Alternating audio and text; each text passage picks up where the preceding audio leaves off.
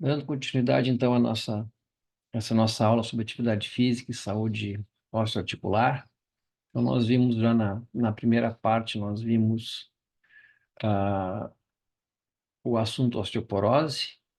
Então, hoje a gente vai dar uma passada aí por esses outros assuntos aqui, a osteoartrite, a artrose, a artrite reumatoide, a lombalgia e algumas questões relacionadas a o quanto a nossa postura também pode influenciar sobre esses problemas. Tá? Bom, então o que que é essa doença osteoartrite, ou também mais conhecida por artrose? A gente tem que, nessa imagem, né, bastante autoexplicativa aqui, o que está acontecendo com essa articulação. Tá, tem uma articulação com uma cápsula articular aqui, tá, articulação clássica, em que a gente tem uma articulação normal, então tem o encontro de dois ossos aqui, e o líquido sinovial que fica aqui dentro, e tem uma parte do terminal de cada osso, ali onde eu tenho a cartilagem, né? Isso aqui funciona muito bem durante muito tempo, assim. E nesse processo de osteoartrite, começa a acontecer uma degeneração dessa cartilagem que serve justamente para fazer esse meio que amortecimento, ou de chamar quase que uma lubrificação aqui, para o funcionamento entre esses dois ossos. E aí essa cartilagem começa a se destruir, tá? E a articulação começa a perder a sua capacidade, então, de fazer essa junção osso com osso, né? Que permite que a pessoa mova aquela articulação, tá? Então, essa doença ela se instala quando a gente tem esse processo em que a degeneração da cartilagem articular ela acontece num ritmo que é superior ao que essa cartilagem consegue se renovar, tá? Então, com o tempo vai acontecendo que o osso vai começar a raspar osso com osso ali, aonde deveria raspar, onde deveria ter uma junção de cartilagem com cartilagem, começa a ter uma junção de osso com osso. E aí, com o tempo, o que que vai acontecendo? Quando a cartilagem vai deixando de existir ali naquela articulação, esse espaço que fica, que aumenta o espaço entre um osso e outro, pode começar a ter uma proliferação óssea ali, quer dizer, começa a surgir um tecido ósseo novo ali para ocupar esse espaço, né? Junto disso, os ligamentos que mantêm aquela articulação unida começam a ficar mais frouxos, porque tu tinhas uma articulação que ela era um encaixe perfeito, de repente esse encaixe não está mais perfeito, começa a causar essa frouxidão ligamentar. E com o tempo, a musculatura que vai circundando essa articulação começa a perder sua força também, porque quando a articulação começa a perder um pouco de função, o que acontece em paralelo é que a musculatura que circunda essa articulação começa, por uma questão óbvia de uso e desuso, aquela musculatura começa também a, a atrofiar, tá? E aí pode acontecer o quadro de sinovite, que começa a ter uma inflamação geral ali nessa articulação e vai aumentando a quantidade de líquido sinovial, muitas vezes, como resposta inflamatória, tá? Ou seja, a articulação começa a perder função com o tempo. Os locais em que a gente mais costuma ter esse tipo de artrose é joelho e quadril, tá? É bastante comum pessoa de idade avançada ter artrose de quadril, relatam bastante dor, principalmente pessoas com excesso de peso. Gente que passou muitos, muitos anos de vida aí com excesso de peso, quando chega lá na casa dos 60 anos, começa a ter um desgaste articular, então, de quadril, geralmente quadril e joelho, e começa a relatar isso aí também, mas também pode atingir as mãos, que são articulações que têm uma sobrecarga muito menor, mas têm um uso muito grande também, tá? E tem um processo que ele é curioso, que acontece o seguinte, a gente até brinca assim, olha, quando começa a ter artrose de um lado, um joelho ou num quadril, quer dizer, o outro quadril tem a mesma idade, né, do quadril que começou a estragar, ou seja, deve estragar em seguida, e uma coisa que às vezes acelera esse processo de degeneração articular é que quando a pessoa começa a sentir uma dor no corpo, isso é uma coisa que é geral para o ser humano, tu começa a sentir uma dor que ela é unilateral, a tendência que a gente tem é de começar a sobrecarregar o outro lado, tá? Ou seja, tu começa a ter uma dor num joelho, tu começa de maneira instintiva, sem perceber até, tu começa a colocar um pouco mais de peso na perna oposta. E o que que acontece? A articulação oposta, né, que ainda não estava demonstrando nenhum sinal de doença, mas que já estava ali à beira de adoecer, porque eu falei, o quadril direito tem a mesma idade, né, quase o mesmo desgaste do quadril esquerdo, Quando essa articulação começa a receber uma sobrecarga maior por causa desse desequilíbrio que a gente faz de maneira voluntária, acelera o processo. Então, geralmente, a pessoa começa a ter o sintoma de um lado e muito em seguida começa a ter o sintoma do outro por causa desse desgaste que vai acontecendo. Tá? E aí, então, nessa outra imagem que aparece de novo aqui à esquerda uma articulação saudável, tá? Em que eu tenho um osso, o outro osso. Aí eu tenho aqui um disco cartilaginoso, né? Os ligamentos que mantêm essa articulação aqui unida. E aqui nessa imagem à direita, o que a gente vê? A cartilagem começa a ser destruída, tá? E aí então começa a ter uma inflamação que causa esse inchaço na articulação, justamente. E aí, como teve um espaço que era ocupado pela cartilagem que deixou de ser ocupado, começa a sobrar espaço aqui que vai causar essa frouxidão nos ligamentos que mantém essa articulação aqui, tá? E, então, geralmente esse processo de frouxidão, quer dizer, como isso aqui é um quadro que ele é doloroso, a pessoa vai começar a usar menos essa musculatura que está aqui na volta, essa articulação. Então, para colaborar mais ainda com essa frouxidão, tu começa a ter um relaxamento muscular aqui, uma atrofia muscular, e aquela articulação vai com o tempo perdendo, então, a sua capacidade de ser usada. A pessoa começa a usar cada vez menos essa articulação por causa de dor. Tá? E aí o quadro doloroso tende a evoluir. Claro, se isso aqui no quadril é de um jeito, no joelho é de outro jeito, se isso é na articulação dos dedos é de uma outra forma. Mas o processo ah, de evolução que essa doença tem é sempre o mesmo. Então, é uma doença que ela é degenerativa, tá? E progressiva, e é por causa disso aqui. Tem um desequilíbrio, então, na matriz que produz a cartilagem das articulações, tá? Num passo que tu começa a ter mais a cartilagem sendo degradada do que sendo recomposta, tá? E aí as células de cartilagem são os condrócitos, por mais que isso aí, que o corpo tente de forma natural recompor aquela cartilagem, isso não acontece no ritmo suficiente para evitar que a doença prossiga. Bom, em relação a fatores de risco, né? Um fator de risco bastante conhecido é o cigarro. E aí, nos homens, a influência que o cigarro tem em relação a essa doença é um pouco maior do que nas mulheres, tá?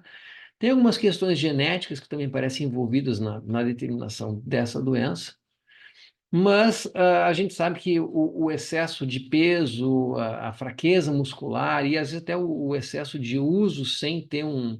Mas o que é o excesso de uso? Uma pessoa que está acima do peso, mas que usa muito articulação e a musculatura não está suportando aquela articulação ou não está dando um suporte suficiente para aquele peso corporal, por exemplo, isso sempre vai acelerar o processo de desgaste articular.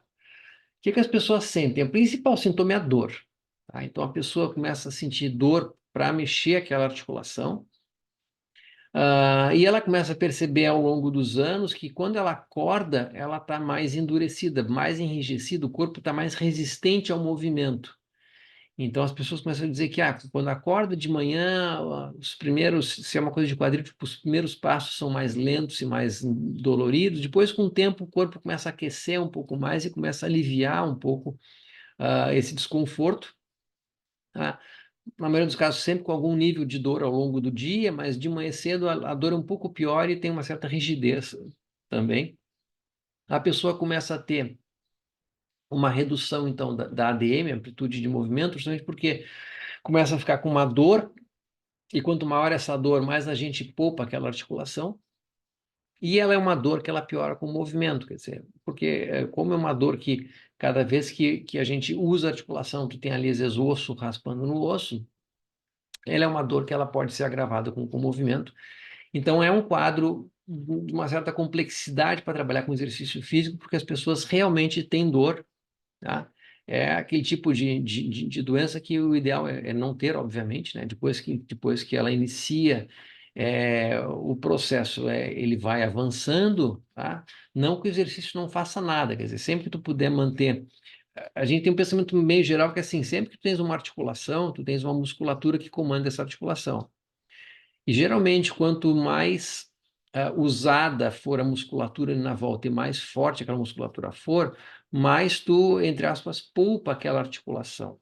Tá? Então, é aquela coisa, quando a gente, por exemplo, a pessoa que não tem uma musculatura boa de abdômen, musculatura para vertebral boa aqui nas costas, a tendência é que tu bote uma sobrecarga muito grande em cima dos discos vertebrais. Então, quer dizer, geralmente é isso aí, tá? Quando a gente tem uma musculatura que está atrofiada ou está muito fraca, as articulações que estão próximas àquela musculatura vão tender a sofrer uma sobrecarga um pouco maior.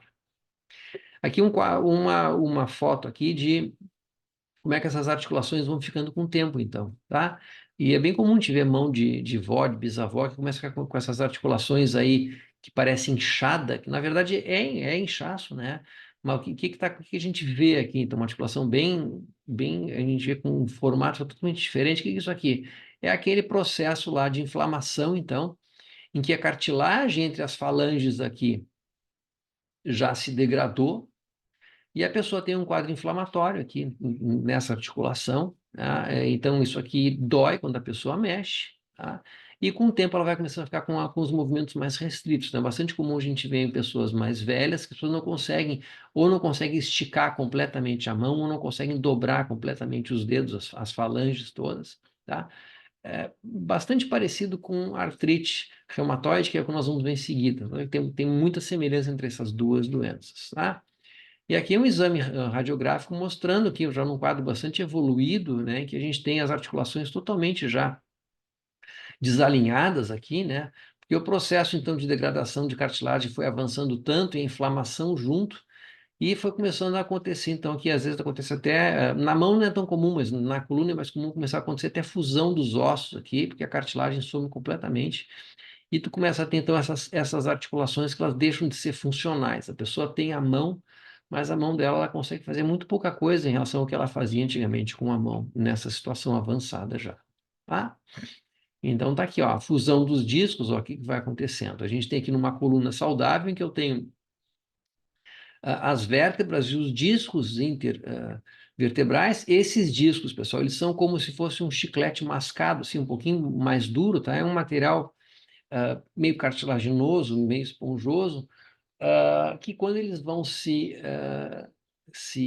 degradando aqui, acaba que as vértebras começam a se aproximar, tá? E aí então começa a surgir uma fusão aqui entre essas vértebras, e essa coluna aqui, ela é uma coluna que ela praticamente ela vai perdendo o seu movimento, tá? Então, claro, a coluna não é um grande exemplo de mobilidade no ser humano, né? Ela funciona, é incomparável com o que a gente consegue fazer com a nossa articulação de ombro, articulação de braço, de joelho, etc. Mas existe um movimento entre as vértebras, tá? E esse movimento ele é saudável para esses discos aqui, justamente. E no processo, então, de degradação desse disco cartilaginoso, o que vai acontecendo é que o movimento vai ficando cada vez mais restrito e a pessoa vai fundindo aqui as vértebras, tá? Então, o meu pai, por exemplo, meu pai trabalhou como dentista durante mais de 30 anos e ele era de uma geração de dentistas que trabalhava em pé. Ele atendia de pé, curvado sobre o paciente. E ele ficou a vida inteira assim, atendendo em pé, curvado para um lado só. Então, a coluna dele tinha a osteoartrite e uma baita escoliose. Então, a coluna dele, quando a gente olhava numa radiografia, ela parecia uma peça única fundida. Ele nem dor mais ele tinha, porque fundiu os vários discos vertebrais, e claro que a coluna dele funcionava como se fosse um monobloco, assim, uma coisa que ele não conseguia articular as vértebras, não conseguia fazer uma movimentação de rotação de tronco, ou flexão de tronco bem feita, porque as vértebras estavam já totalmente fundidas, graças assim, a esse comportamento de ter anos e anos e anos trabalhando de pé, girado, torcido e curvado para um lado só. E, claro, a idade avançando, isso vai levando uma osteoartrite maior e essa fusão dos discos aqui, tá? É o tipo de coisa que no início incomoda e dói, a gente vai ver depois que o problema lá de lombalgia ou de ciatalgia, né, do dor no ciático, mas as pessoas mais velhas, que têm isso aqui há muito tempo, já não relatam mais dor, porque chega um ponto em que acontece realmente, se formam esporões ósseos em que se funde uma vértebra com a outra e até para de doer em muitos casos. Então, ela é uma doença que raramente ela pega adulto jovem, ela vai pegar adultos mais maduros e depois idosos, tá? Então, ela vai aumentando a sua prevalência com o avançar da idade e aparece um pouquinho mais cedo em mulheres do que em homens, e está bastante associado a excesso de peso, justamente porque o excesso de peso ele coloca uma carga em cima da cartilagem articular que vai acelerar muito esse processo de degeneração, tá? Então, às vezes, a pessoa não tem nenhuma causa, vamos dizer assim, mais fisiológica ou genética para ter essa doença, mas só o fato de tu pegar um quadril que foi projetado para funcionar com um corpo de 70 quilos e esse quadril está lá sustentando um corpo de 135 quilos, isso por si só já é suficiente para, ao longo dos anos, levar um processo de degradação de cartilagem que vai chegar num quadro de artrose, mesmo que aquela pessoa não tenha nenhuma, que ela não fume, que ela não faça nada, vamos dizer assim, entre aspas, de errado, que ela não tenha genética para ter essa doença, mas só o fato que aquele quadril está 24 horas por dia, né? Ou, quer dizer, a vida inteira ali, suportando uma carga, às vezes 50, 60, 100% acima da qual ele foi, projetado, isso vai fazer com que surja um processo de artrose, então, e essa pessoa tenha esse desgaste articular. Em relação à medicação, aí se vê de tudo um pouco, tá? E não é a minha área, não sou médico, sabe disso, mas enfim. Que eu sei disso aqui desde a última vez em que eu dei dando uma olhada? Um tempo atrás surgiu essa combinação aqui de condroitina com glucosamina, e muita gente usa isso aqui e refere melhor até, tá? Então eu não falo nem a favor e nem contra, a questão é que assim, que eu saiba, eu não fiz nenhuma revisão no último ano, sei lá, que eu saiba, não tem uma comprovação científica de que isso aqui funcione, tá? E é só uma coisa, só um dado aqui, de curiosidade, que eu tenho, a minha irmã é veterinária, e ela já utilizou em cachorros velhos essa medicação e viu alguma melhora, tá? Então, quando tu usa uma coisa num bicho e o bicho melhora, tu sabe que não é efeito placebo. Então, pode ser que funcione, pode ser que funcione para algumas pessoas e para outras não, pode ser que funcione em níveis diferentes de artrose. E até sempre que eu falei da minha irmã que já usou em cachorro, ela já usou em cachorros que melhoraram, usou em cachorros que não melhoraram, tá? Mas para quem tem bicho, quem já conviveu muito com cachorro, pessoal, essa doença aqui é sempre o que vai acontecer que a gente vê aqueles cachorros de maior porte, quando começam a ficar velhos, e eles começam a ficar com uma dificuldade de mexer as patas traseiras, tá? E eles ficam com dificuldade de ficar em pé, e quando eles ficam em pé, eles começam a andar, e parece que os primeiros passos eles mais arrastam que eles articulam as patas de trás, até que eles começam a caminhar, né? Esse é o início da artrose de quadril em cachorro grande. Com o tempo ele vai ficar de pé, vai começar a arrastar as patas de trás, até que ele vai chegar naquele quadro em que ele não consegue mais andar, e o bicho começa a fazer xixi, cocô, deitado. Tu vê que o bicho vai fazer xixi, ele tenta se levantar, mas as patas, as da frente fazem força, não tem tempo de ficar de pé, acaba que o bicho, coitado lá, se faz xixi, cocô, do jeito que dá ali. Muitas vezes eu quadro para, inclusive indicam que, olha, não tem como manter esse bicho, por exemplo, limpo e saudável. Às vezes tem gente que opta por fazer eutanásia no animal por causa disso. Mas, enfim, afeta bastante cachorro grande, tá? Porque a articulação deles pode ser um pouco mais sensível, um pouco mais de peso, etc. Mas tu não vai ver nunca essas raças pequenas de dentro de casa, tipo Yorkshire, coisa assim, que sofrendo com esse tipo de coisa. Agora, isso é muito comum em labrador, pastor alemão, esses cachorros maiores, assim, que quando passam lá dos 14, 15 anos, quando chegam na cidade, começam a ter uma dificuldade muito grande de mexer as patas de trás. E o que eles têm é isso aqui, tá? É essa artrose aí que a gente vê na gente também e acomete os bichos, tá? Então, o uso de anti-inflamatório é uma coisa que se faz, anti-inflamatório com analgésico, muitas vezes, tá? Mas lembrando sempre que alguns desses remédios podem ter alguns reflexos que vão afetar a capacidade da pessoa a se exercitar. Por exemplo, aumentando pressão, né? Pressão sistólica, deixando a pessoa um pouco mais tonta. Então, é aquele tipo de coisa. Precisa dar uma certa olhada de perto como é que a pessoa reage a esse uso de medicação e como é que se isso vai ter algum tipo de impacto sobre a capacidade dela fazer exercício físico, tá? O uso de para combater a inflamação também de corticosteroide, né? Além daquele efeito colateral mais conhecido de deixar a pessoa um pouco inchada também, mas ele mexe de novo com a pressão, então mexe com o sistema todo de hidratação, muito daquele inchaço que a gente vê quando a pessoa fica tomando corticoide, na verdade é retenção líquida, né? Então, quer dizer, ver como é que essa pessoa está reagindo ao remédio, e alguns tipos de exercício físico pode ter, não digo que sejam contraindicados, mas tem que ficar um pouco de olho em cima, porque a pessoa pode ter dificuldades de manter hidratação, esse tipo de coisa, quando está utilizando esses medicamentos, tá? Bom, ah, ela é uma doença que ela não se pronuncia no corpo todo, tá? Então, o que que isso quer dizer? Além, claro, de todo, qualquer tipo de avaliação que a gente faça com uma pessoa previamente a começar uma rotina de exercício físico, tu precisa aqui olhar como é que cada articulação dessa pessoa está atualmente. Então, olha, tu tem uma pessoa que está lá com artrose nas duas mãos, por exemplo, tá? Ó, cara, um exercício aeróbico de, sei lá, corrida, coisa assim, se ela não tem artrose de quadril, não tem nenhum tipo de contraindicação, é uma prescrição normal, tá?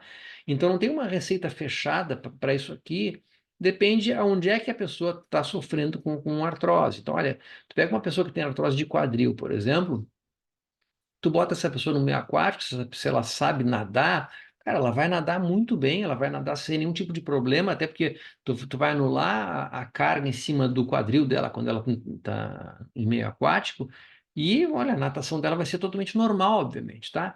Então, é uma coisa o que que tem que ser feito? Avaliar cada articulação e ver o que que a pessoa consegue mexer em cada articulação e, com base nisso aí, ver o que que ela vai conseguir fazer de exercício, tá? Ah, vão ter dias com mais dor, dias com menos dor, vai ter às vezes épocas de mudança de medicamento que funciona um pouco melhor, um pouco pior, mas assim, indo sempre no limite de dor que essa pessoa tem.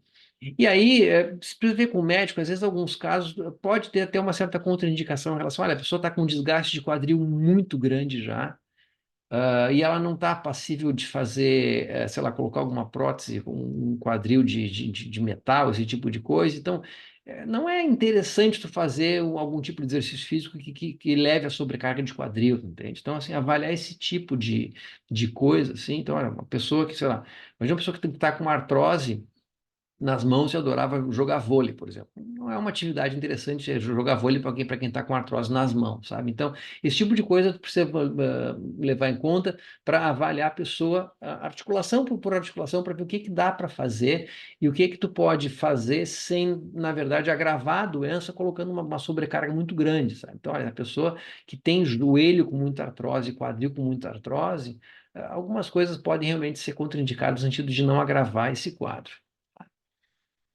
Então, o reforço muscular é uma coisa que a gente fala que costuma melhorar a saúde articular sempre, tá?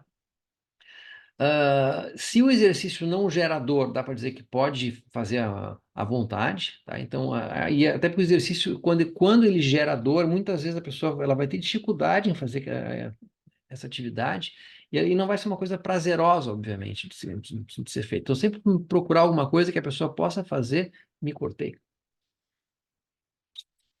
possa fazer sem sentir dor durante a execução do exercício, até porque se o exercício é muito doloroso, tu pode estar, assim, agravando o quadro dela de artrose. Uma coisa que eu fazia para tentar preservar a amplitude de movimento com pessoas que iam fazer musculação, era o seguinte, por exemplo, não estamos ao vivo, mas imagina a seguinte situação, a pessoa senta-se para fazer um voador, tá? E aqui estou usando uma articulação que não costuma ser envolvida por artrose, que é a articulação que envolve aqui a nossa parte de ombro e peito aqui. Mas isso, só para explicar o que quer dizer essa coisa de repetição com intervalo. Normalmente, quando a gente ensina uma pessoa a fazer musculação, o que a gente fala para ela? Olha, tu vai te sentar numa máquina, tu vai colocar as mãos para fazer a voadora, por exemplo, tu vai fechar a máquina aqui à tua frente, tá? E quando estiver retornando o peso, quando o peso estiver quase encostando lá, tu já inicia uma nova repetição e tu faz, sei lá, tuas 8, 10, 12 repetições dessa forma, e aí na última, então, tu vai até o final, tu encosta o peso de volta e tu descansa entre uma série e outra. E às vezes as pessoas que têm uma certa restrição de amplitude de movimento, elas vão fazer musculação e elas, para se mexer um pouco menos a articulação, né, por uma questão óbvia de preservador, elas fazem coisa muito curtinha, tá?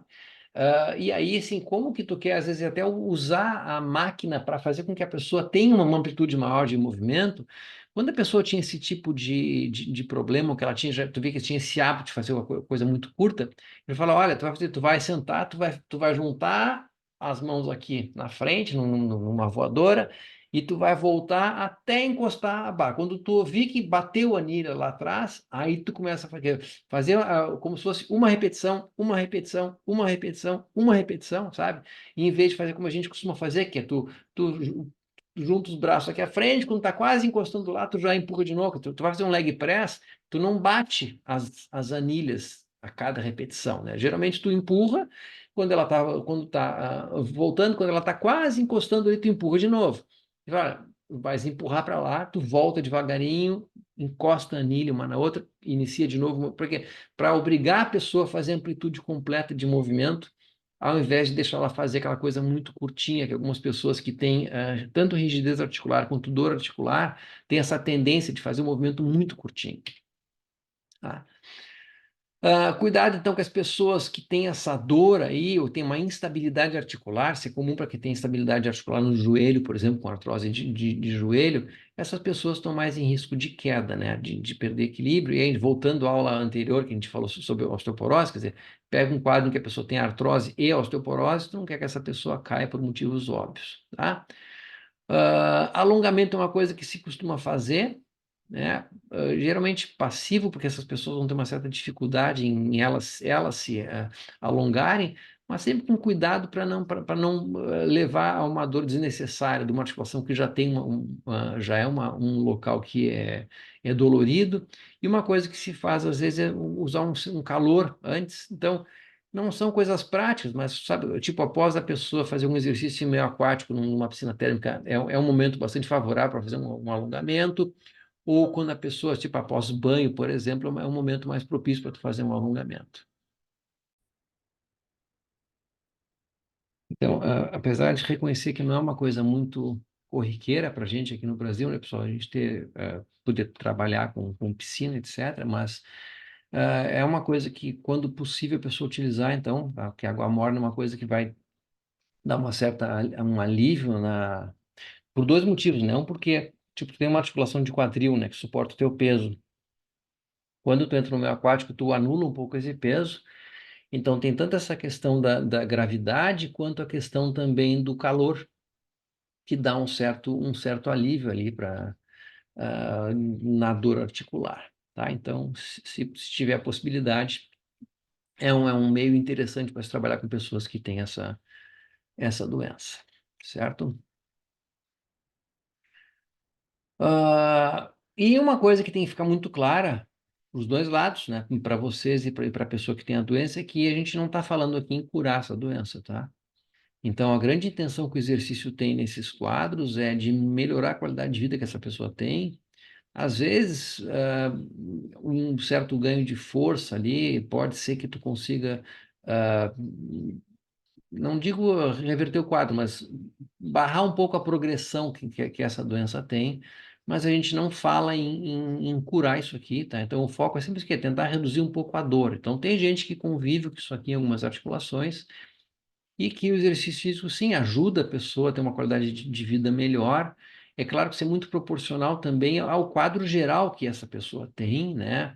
E coisas como quando que ela começou a agir contra a doença. Quer dizer, uma coisa é a pessoa que começou a sentir uma dorzinha de leve e descobriu, olha, estou começando com um quadro de artrose aqui, o que que eu posso fazer? Eu vou perder peso, sabe? Esse tipo de coisa assim. Ou de uma pessoa que tem um quadro de artrose aí há 20 anos já e nunca fez nada e agora começa a fazer exercício físico. Bom, agora não é que agora seja tarde, mas né, agora vai ser mais difícil tu conseguir ter muitos ganhos, porque são pessoas que têm uma capacidade muito pequena para se exercitar também.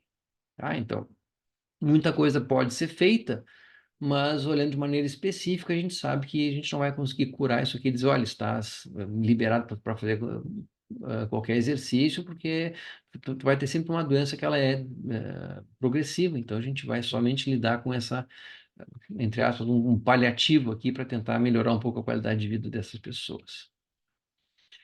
E uma doença que ela é externamente parecida, pessoal, E dá para dizer que, assim, que o que se faz é parecido sobre vários aspectos, é a artrite reumatoide, que ela é uma doença reumática, tá? Então, tu consegue avaliar, tem exame de sangue que tu consegue detectar se a pessoa tem isso aqui ou não. E a gente vê de novo uma mão de vó aqui, eu vejo uma articulação bastante já degenerada aqui, tá? A posição que esses dedos estão, dado o quadro de inflamação aqui que foi deslocando essa articulação e deixou a pessoa com a mão dessa forma, tá?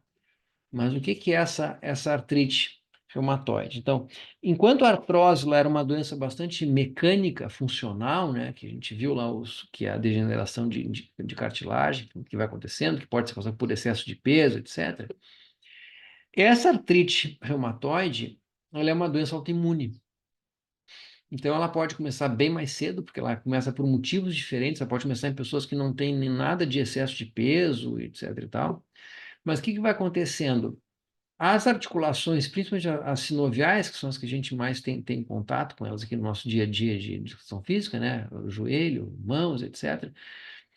Tu começa a ter uma resposta inflamatória equivocada, como toda doença autoimune, e aí então tu fica com uma inflamação nessas articulações. E essa inflamação, ela além de doer, ela vai levando aquela articulação a se mexer cada vez menos, porque ela vai ficando inchada com o processo inflamatório. E quando a articulação começa a ficar inchada, se mexe menos, ela vai perdendo função.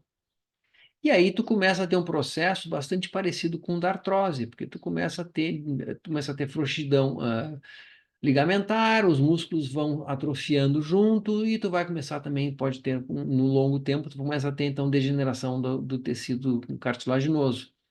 E o quadro final ele é bastante parecido da artrose com da artrite reumatoide, só que elas são causadas por motivos diferentes, tá?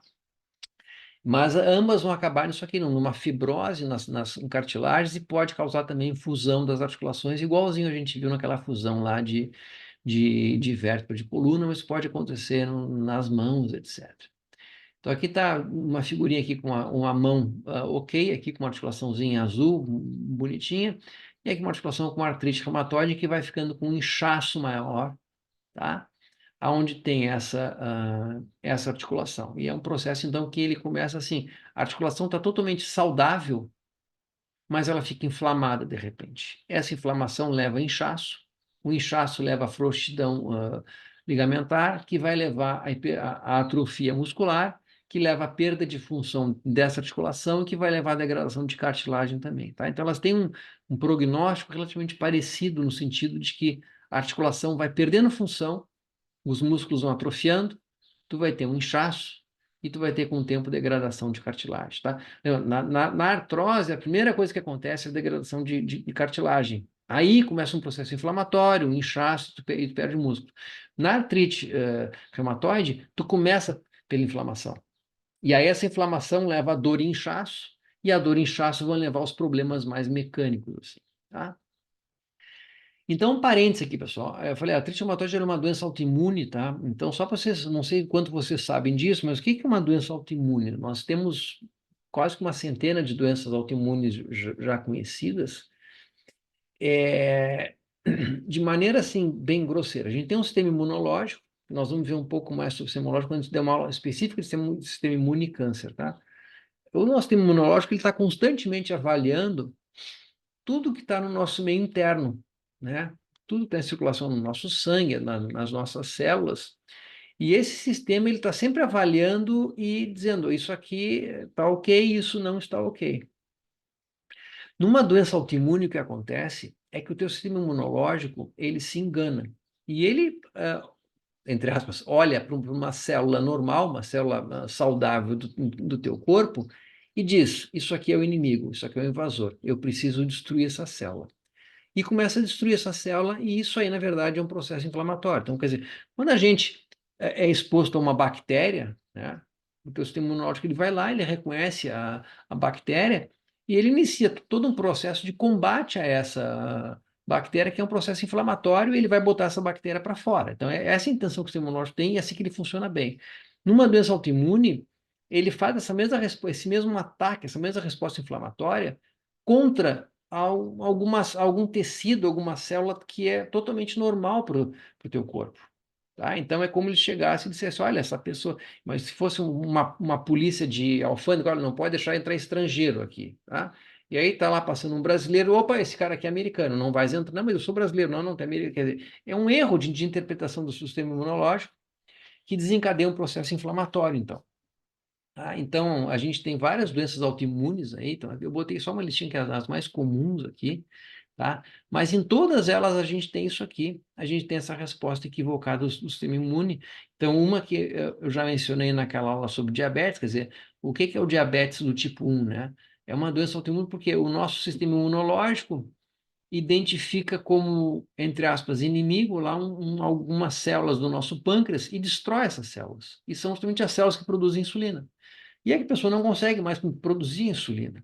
Tá? Então, isso vai acontecer. Então, o lúpus, aqui que tem várias sequelas, quem tem lúpus, uma delas é a artrite reumatoide. Tá? Então, quer dizer, a artrite reumatoide por si só, ela é uma doença autoimune, mas as pessoas que têm lúpus vão ter várias coisas, entre elas a artrite reumatoide também. A esclerose múltipla é um processo que acontece aí e vai sendo destruída na nossa bainha de mielina, que é aquela bainha que fica lá nos nossos neurônios, né? Quer dizer, a pessoa começa a ter problemas neurológicos múltiplos aí no corpo todo. Mas, enfim, são várias doenças aqui que elas são causadas por um engano do nosso sistema imunológico, tá? E a artrite reumatoide, ela começa assim. Ela é uma resposta equivocada do sistema imunológico. Bom, ela não é uma doença muito comum, tá? Por volta de 1% dos adultos, atinge mulheres mais cedo do que homens. Algumas doenças autoimunes, tipo a esclerose múltipla, ela é bem mais comum em mulheres do que ela é em homens, tá? O lúpus é mais comum em mulheres que homens, etc. E uma coisa que a gente chama a atenção dela é que a artrite reumatoide, como ela é uma coisa que ela acontece de forma sistêmica, né, é, os sintomas vão ser bilaterais, quer dizer, quando começa numa mão, em seguidinha começa na outra mão e as duas mãos vão se degradar ao mesmo tempo, por exemplo. Tá? E a pessoa começa a ter muita dor articular, e começa a ter aquele inchaço nas mãos e vão acontecer ao mesmo tempo. Por que que faz assim? Ó? Quando é uma coisa que é por esforço repetitivo, uma doença articular por esforço repetitivo, olha, o cara, sei lá, faz alguma coisa com a mão direita e começa a ter muita inflamação na mão direita. Se nada acontece com a mão esquerda, é muito claro que isso é um problema funcional, mecânico, né? Agora, se tu começa a ter uma dor na mão direita e a mão esquerda que não faz nada começa a ter uma dor igualzinha, isso indica que seja algo sistêmico, então muito provavelmente seja artrite reumatoide, tá? Antigamente as velhas chamavam as avós chamavam de reumatismo. O reumatismo é um nome geral para várias doenças que são de origem articular, que tem que tem o fator reumatoide, tá? Bom, ela é uma doença que ela pode acontecer em outras regiões do corpo também, mas a gente vai falar somente das articulações aqui, tá? Então aqui de novo aparece uma imagem que a gente tem uma articulação saudável aqui, e aí uma articulação aqui embaixo inchada, quer dizer, tu começa a ter essa inflamação, e essa inflamação então faz com que essa articulação comece a se mexer menos, vai levando a degradação de cartilagem, perda óssea aqui, perda muscular, aquele quadro que eu já expliquei. Bom, tratamento para isso é muito parecido com o que a gente falou lá para artrose, tá? Algumas fisioterapias podem ser feitas, analgésico, anti-inflamatório, mas de novo tu não vai cessar o progresso. Tá? Então se testa hoje em dia alguns tipos de droga que parece que elas freiam bastante o processo, tá? E aí uma coisa que não é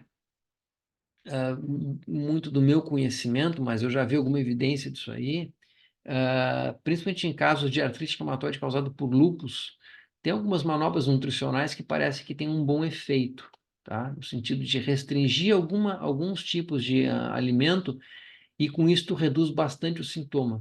Aí eu falo aí, a minha irmã tem lúpus e ela já percebeu que algumas coisas que ela come, que quando ela come aquilo ali, ela já percebeu que a dor é maior.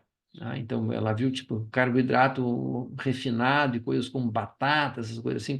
Se ela comer bastante disso aí, ela vai ter aí quase que uma semana aí com um pouco mais de dor articular.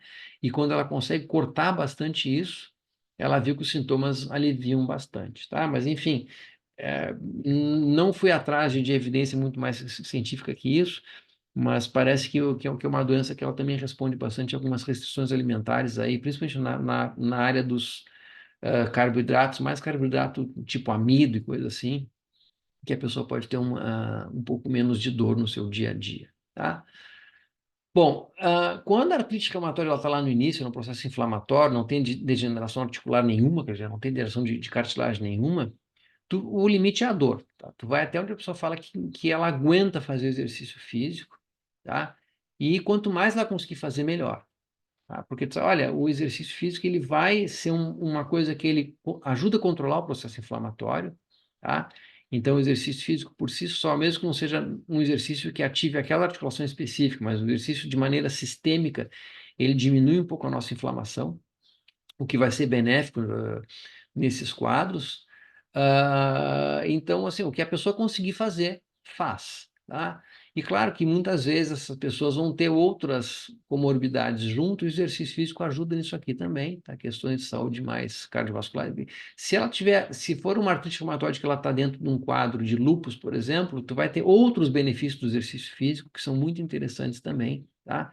O lúpus, ele é uma doença que também faz com que a pessoa tenha dificuldade de dormir bem, e o exercício ajuda a dormir bem, quer dizer, tem vários outros benefícios que o exercício vai gerar nesses quadros, ainda mais se for um quadro de artrite reumatoide dentro como parte de uma outra doença mais abrangente, como é o lúpus, tá? E para esses dois quadros, pessoal, a gente não pode ter medo de trabalhar com essas pessoas, tá? Só que assim, não é nada fácil, nem para eles e nem para a gente que atende essas pessoas, porque são pessoas que realmente têm dor. São pessoas que às vezes estão.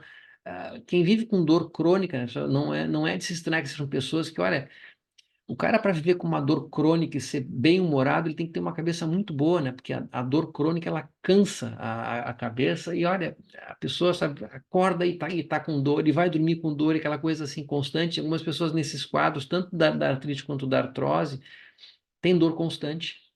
Tá? E aquela, quando eu tomo remédio, a dor alivia, mas aí me dá dor estomacal. Então, quer dizer, é um quadro difícil de lidar, tanto na esfera física quanto psicológica também, por causa disso, tá? Porque a dor constante nos leva a ficar mais.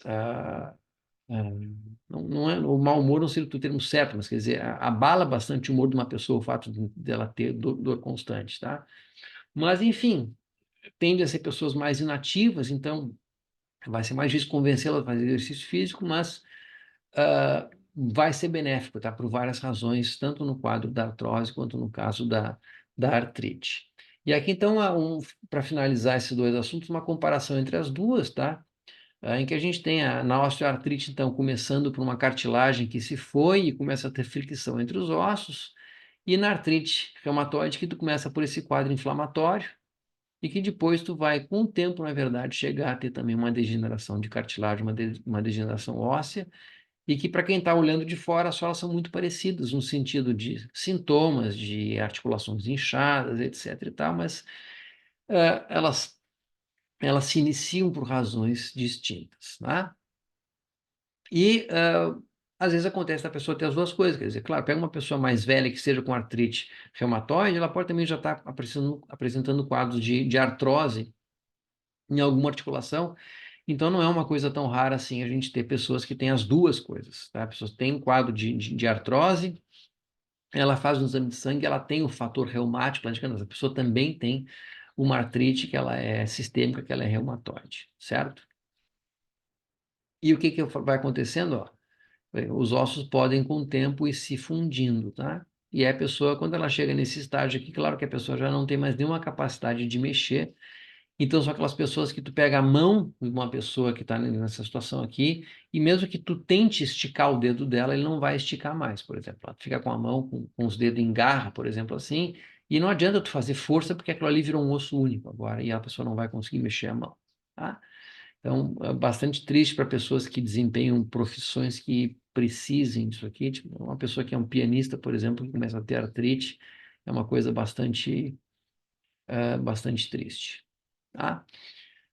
Bom, e o nosso último assunto aqui dessa aula de osteoarticular, que é talvez o problema de saúde que já afeta ou que já afetou muitos de vocês, porque vocês são, no geral, são jovens e não estão ainda preocupados com coisas como osteoporose, artrite, etc., mas a dor nas costas, a lombalgia, é uma coisa que ela não é que ela acometa todas as idades, mas dá para dizer que passou dos 20 anos, ela é uma coisa que ela é bastante comum e ela vem ficando cada vez mais comum por causa dos nossos hábitos diários, tá? Então, a nossa postura atual é, na verdade, o grande responsável pelo ser humano ter um grau de lombalgia muito alto. Quer dizer, quando a gente ficou de pé, a gente mudou várias coisas na nossa postura, e uma delas é que a nossa coluna sofre com muita coisa que a gente faz. E essa região, por que que a gente tem muito mais dor ali do que mais em cima na coluna? Porque ali é a região que ela é mais móvel, tá? Quer dizer, toda a parte torácica aqui são vértebras que elas se mexem um pouco quando a gente respira, né? Mas elas não têm grandes movimentos. Então, o que costuma incomodar é a lombalgia, né? E depois, numa idade mais avançada, as dores na cervical, tá? Causadas por motivos diferentes, mas muitas vezes são questões posturais que vão levar tanto a dor na cervical quanto a dor na lombar, tá? Então, pessoal, no geral, assim, o que que é a dor física, né? O que que é o que que a gente, por que que a gente sente dor, né? Então, ela é uma sensação que ela, geralmente, ela vem acompanhada de uma lesão tecidual, tá? Então, muitas dores são ligadas a uma lesão tecidual. Existe um tipo de doença rara, genética, em que a pessoa não sente dor, é que são pessoas que costumam morrer muito jovens, porque elas não sentem dor nenhuma, então elas podem quebrar um osso, elas não ficam sabendo, elas podem ter um quadro de apendicite, e elas não sentem nada, e o apêndice estoura, ela morre por septicemia, é gente que não sente dor.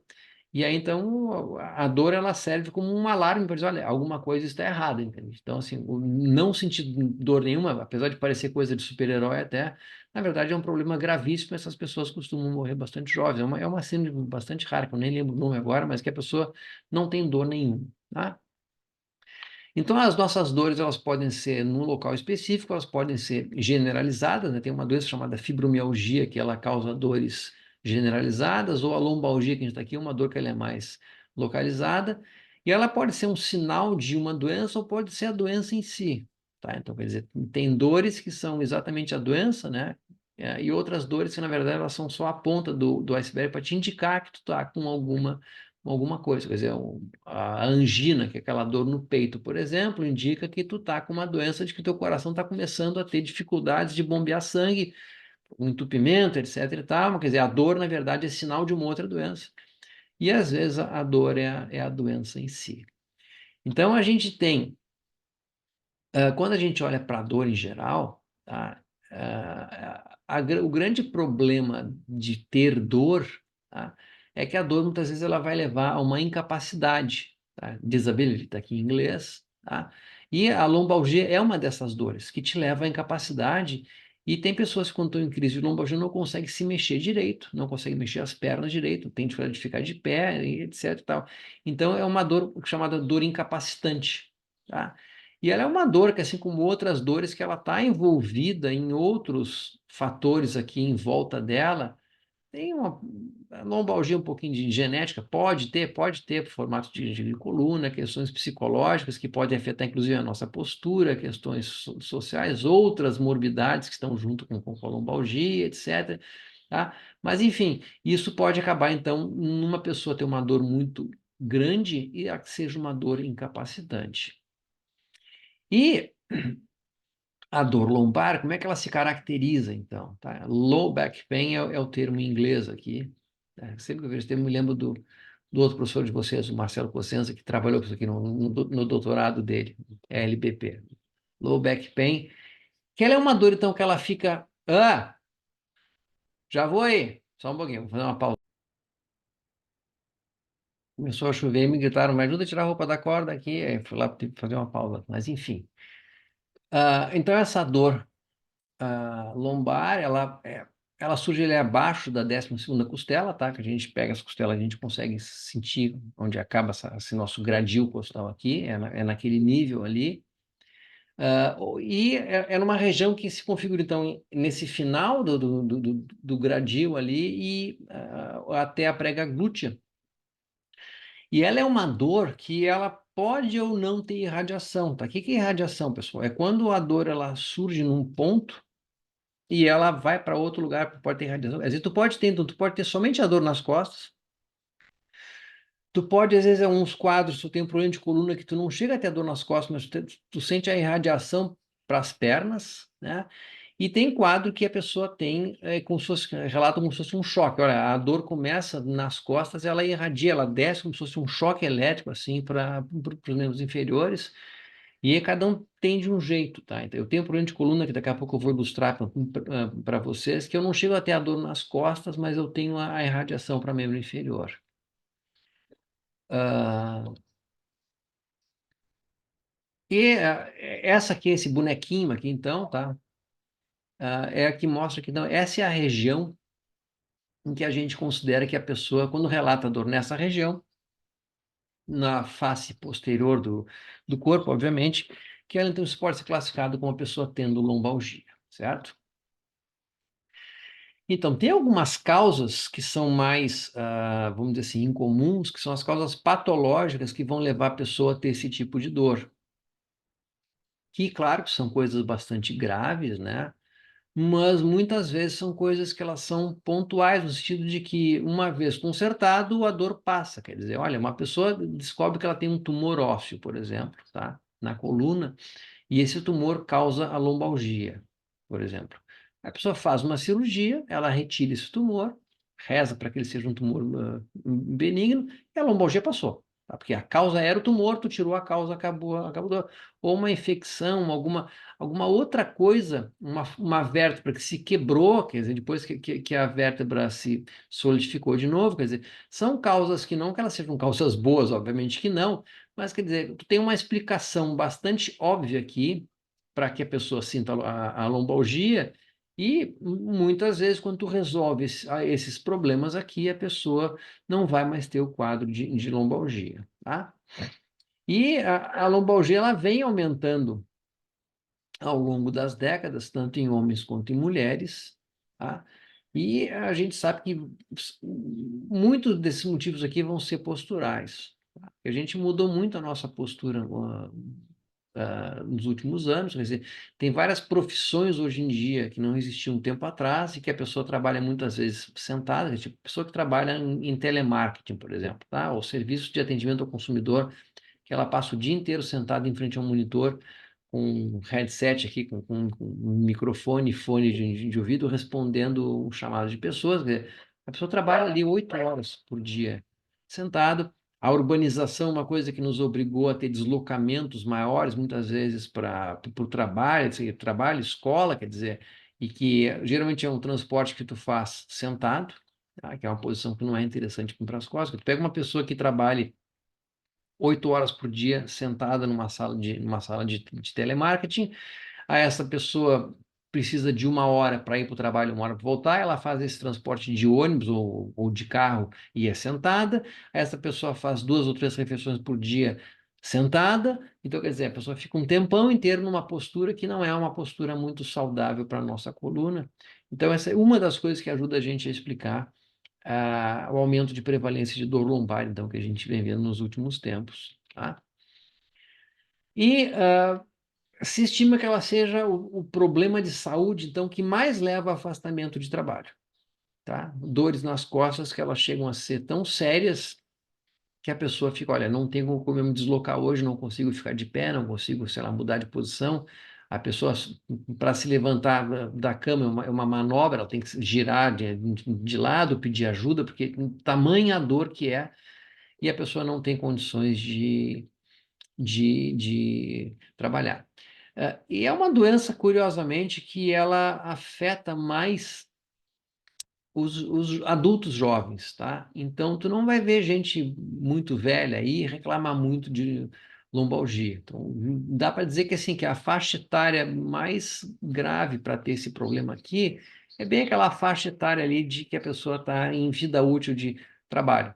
Dos 20 e poucos aos 60 anos, já é a faixa que tu mais vai ver gente sofrendo com lombalgia, tá? Antes dos 20 anos, ela é uma coisa que ela não é muito comum, mas está ficando cada vez mais prevalente, tá, em jovens, a lombalgia.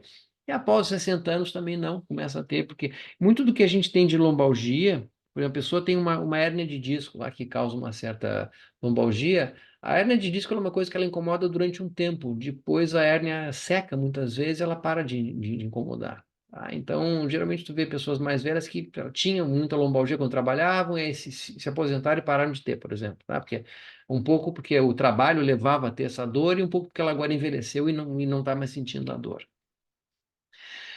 O lado muscular aqui? A gente tem uma coisa que quando a pessoa tem uma fraqueza muscular, naqueles músculos que ficam em volta da nossa coluna, a gente tem uma tendência maior a ter a lombalgia, tá? E aí, então, por uma questão funcional, o excesso de peso, principalmente barriga, está associado com lombalgia, tá? Então, pessoas inativas vão ter mais lombalgia e gente que tem muito comportamento sedentário, geralmente muito tempo sentado, por exemplo, tem mais chance de ter a lombalgia. E o cigarro também afeta um pouco a chance dessa doença. Ah, tem uma questão curiosa, pessoal, em relação à atividade física e dor nas costas, que quando a gente olha a atividade física como uma coisa única, às vezes tu não consegue muito bem entender se a atividade física é uma coisa boa ou ruim, tá? Então, porque, por exemplo, assim, ó, lembrando, a gente tem atividade física ocupacional, que é o que a gente faz no nosso trabalho, tem atividade física de lazer, que é academia, praticar esporte, tu tem no deslocamento, que é atividade física que tu anda de bicicleta, tu caminha para ir de um lugar para o outro, e a atividade física doméstica, que tu faz coisas em casa.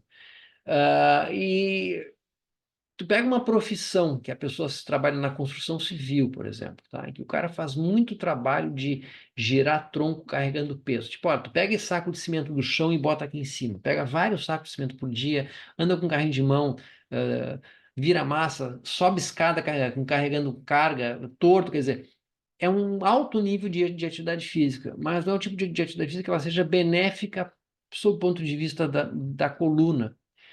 Então, tu pode ter uma pessoa que ela é altamente ativa fisicamente, como um cara que trabalha na construção civil, um pedreiro, e essa pessoa vai ter um alto nível de dor nas costas também, tá? Agora, o cara é ativo fazendo atividade física de lazer. Tipo, olha, o cara faz algum esporte lá, pratica musculação, pratica pilates, yoga, etc e tal.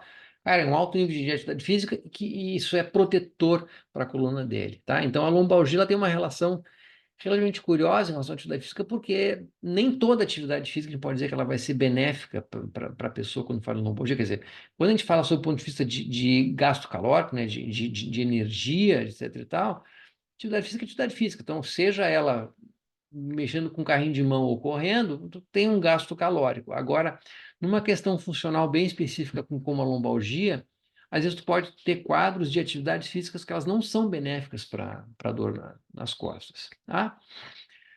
E a falta de flexibilidade em toda a nossa loja posterior, né? E aqui eu falo assim, ó, do tendão de Aquiles até o meio da nossa coluna aqui, mais ou menos, quer dizer, ter essa face posterior do corpo de certa forma encurtada ou pouco flexível, não é uma coisa que costume causar a lombalgia.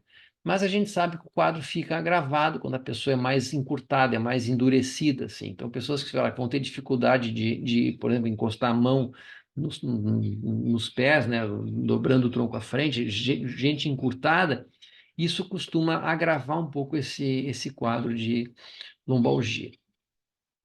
Ela é um problema de saúde que ela afeta, dá para dizer que praticamente todo ser humano. Então, só que tem gente que vai ter uma dorzinha de leve, um desconforto em 1 ou 2 dias lá, tá? Pá, caí, fiquei com uma dor nas costas, ou fiz uma viagem muito longa, ou dormi mal, fiquei com dor nas costas, coisas que vão ser muito passageiras assim. Até gente que vai ter desconforto, vai ter incapacidade de andar. Tem gente que vai ter isso aqui tipo uma vez na vida e nunca mais tem. E tem gente que muito seguidamente tem episódios de lombalgia que deixam ela praticamente paralisada, tá? E aí tem vários fatores que podem levar a essa dor, mas assim, ó, pessoal, no dia a dia, tá? E o que a gente pega, o que a gente vai geralmente trabalhar, né? Quem lida com o público, vão ser os problemas posturais. É a postura da pessoa que costuma ter, então, se ser o grande causador e agravante da lombalgia, tá? Ah, e essa imagem, pessoal, o que a gente está vendo aqui? A gente tem vários exemplos aqui de problemas que podem acontecer com a nossa coluna, tá? Então, eu tenho um disco normal aqui em cima, aqui eu tenho um disco já demonstrando degeneração, quer dizer, geralmente o que é isso aqui? É um ressecamento do disco, tá? Aqui eu tenho um disco que está colocando uma bolinha assim, tá? Não está estourado ainda, mas assim, o disco tem uma região do disco que está mais enfraquecida e está querendo extravasar um pouco de material do disco aqui. E aqui eu tenho a hérnia, que é quando digamos, essa bolotinha aqui estourou e tem uma hérnia aqui, tá? Que a pessoa chama aqui a pessoa chama de bico de papagaio, que a pessoa chama de maneira bastante vulgar, tá? Mas quando tem a hérnia aqui, ela pode, então, essa bolotinha que escapou aqui, ela pode comprimir uma saída nervosa e aí tudo que vai ser inervado por essa saída neural aqui, vai sofrer algum tipo de impacto, seja com dormência, seja com dor, tá?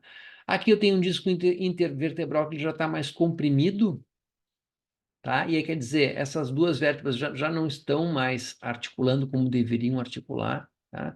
É que eu já tenho aquela degeneração discal que a gente viu um pouquinho aqui recentemente quando a gente falou de artrose, em que a gente começa a ter uma grande aproximação entre as duas vértebras e com o tempo tu pode ter então, a formação de osteófitos, que são pequenas espículas, são pequenas formações ósseas que vão começar então a levar à fusão de dois discos, tá? Então, eu dei exemplo do meu pai, o meu pai tinha uma coluna que mais ou menos desse nível aqui, sei lá, L3 por aí até embaixo, era uma peça única, não tinha mais disco nenhum, não tinha nada de articulação, era tudo uma coisa que era endurecida ali e torta ainda por cima, tá? Ah, não tinha dor nenhuma. Eu olhava uma radiografia dele, cara, como é que essa pessoa fica em pé? A coluna totalmente torta e soldada, mas ele ficava em pé e não relatava mais dor, tá? Essa coluna aqui é minha, tá? Isso aqui, pessoal, isso aqui é a minha coluna. ah, que idade eu tinha aqui? Faz um tempinho, já eu tinha 33 anos aqui. Então, ah, praticamente 17 anos atrás. E o que a gente vê quando a gente olha uma imagem dessas, tá? O disco, então aqui tem as vértebras, né? O disco sadio é um disco que quando tu vai olhando aquelas várias fatias de imagem de uma ressonância, o disco sadio ele tem luminosidade, ele é claro, ele é branco. Quando o disco está ficando degenerado, tipo esse disco aqui, ó, ele começa a ficar escurecido, tá? Então, esse meu disco aqui, que está circulado em vermelho, ele está bastante degenerado. Que disco é esse aqui? É o disco entre a última lombar, a L5, e a primeira sacral, que é a S1. Tá? Veja um biquinho aqui, ó. Tem um biquinho aqui e um disco bastante degenerado. Tá? Esse era o meu disco, então, quase 20 anos atrás. Tá? Com 33 anos. Então, veja, é um corpo, tá? Não tem gordura corporal, quer dizer, quando a pessoa tem muita barriga, isso aqui fica gravado, porque a barriga, quando cresce, pessoal, ela puxa a coluna para frente aqui e ela entorta mais ainda. Mas eu tenho, de acordo com o médico, uma angulação sacral aqui muito grande. Então, você olha, a tua coluna, tu meio que nasceu para ter algum probleminha nessa região aqui, porque essa angulação aqui, ela não era para ser tão angulosa assim, e aí, então isso leva a apertar um pouco mais essa região aqui do encontro da L5 com a S1. E aí, o que agravou e acelerou o processo de degeneração desse disco aqui? O fato de eu praticar um esporte em que eu exijo muito da minha coluna no sentido de dobrar a coluna para frente, tá? A posição que a gente assume na bicicleta para fazer triatlon é bastante deitado para frente, e ela é uma postura que ela exige que a pessoa seja bastante flexível, né? Toda aquela loja posterior que eu mencionei, algo que eu nunca fui. Então, o fato de ficar muito tempo naquela postura com um corpo que não é flexível, repuxa toda a musculatura aqui atrás, e isso, a coluna sofre com isso, e levou uma compressão além do normal nesse disco aqui que foi se degenerando, tá? Porque quando a gente mexe bastante a coluna, a gente promove aquele movimento de que o disco permanece hidratado quando ele é solicitado toda hora. Então, uma coluna que é bastante móvel, ela tende a manter os discos mais sadios. Quanto menos a gente mexe a coluna, mais o disco vai tender a ressecar e degenerar.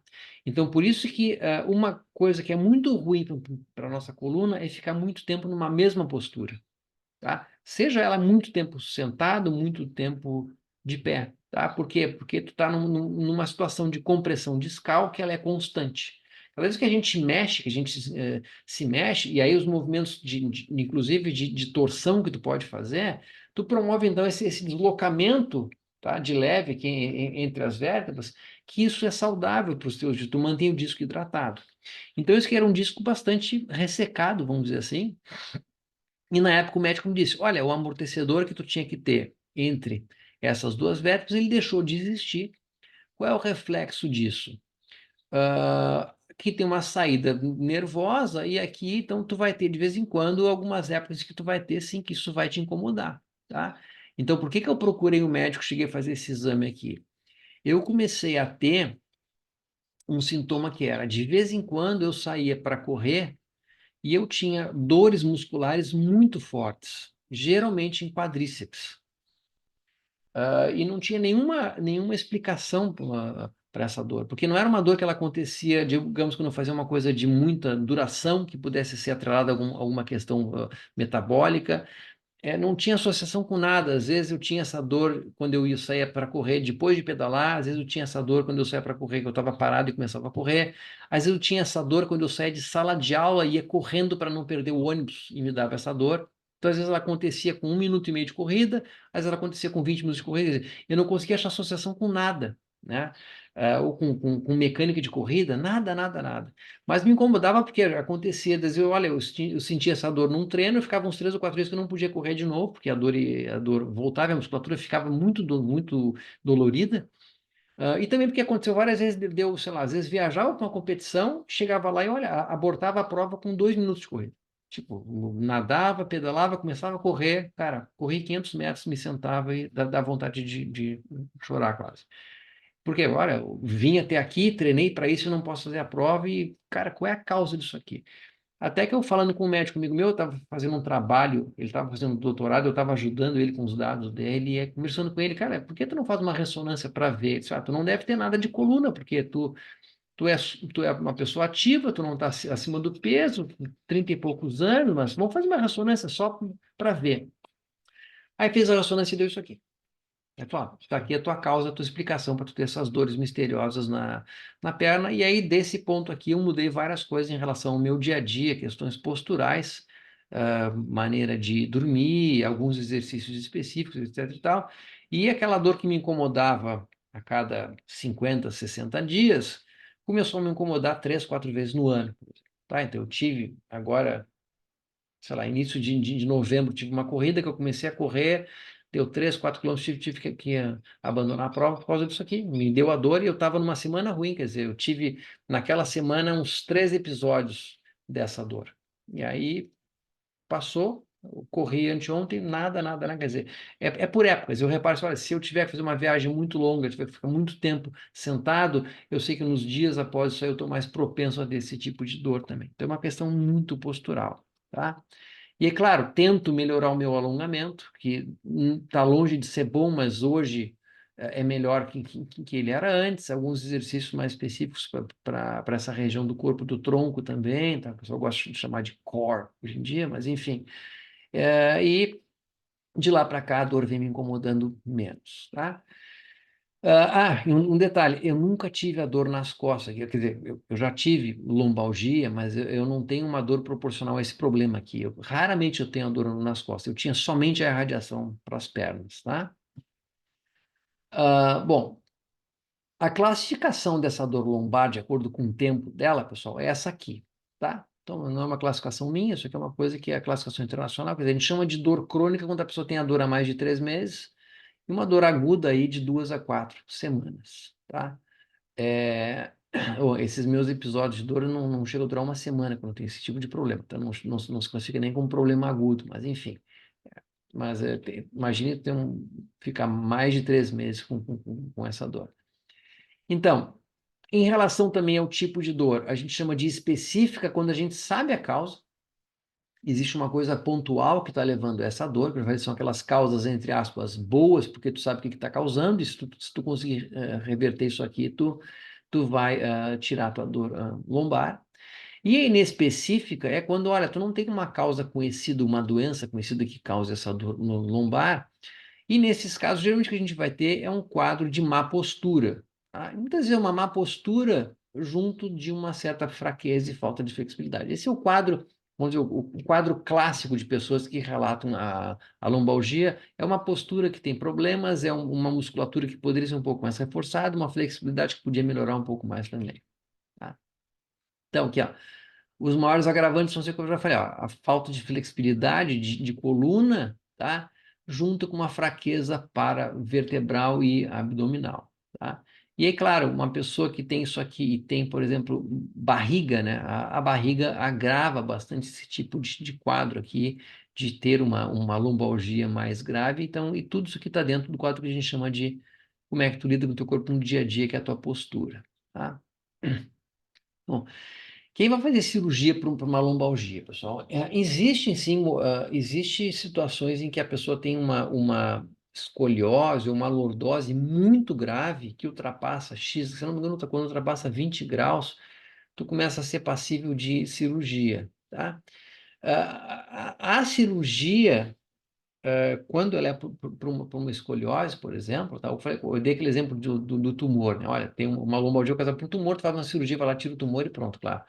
Mas quando a lombalgia ela é causada por uma coluna torta, como numa escoliose, numa lordose, o que que é a cirurgia? A cirurgia nada mais é do que o médico abre, ele expõe aquela coluna torta, né?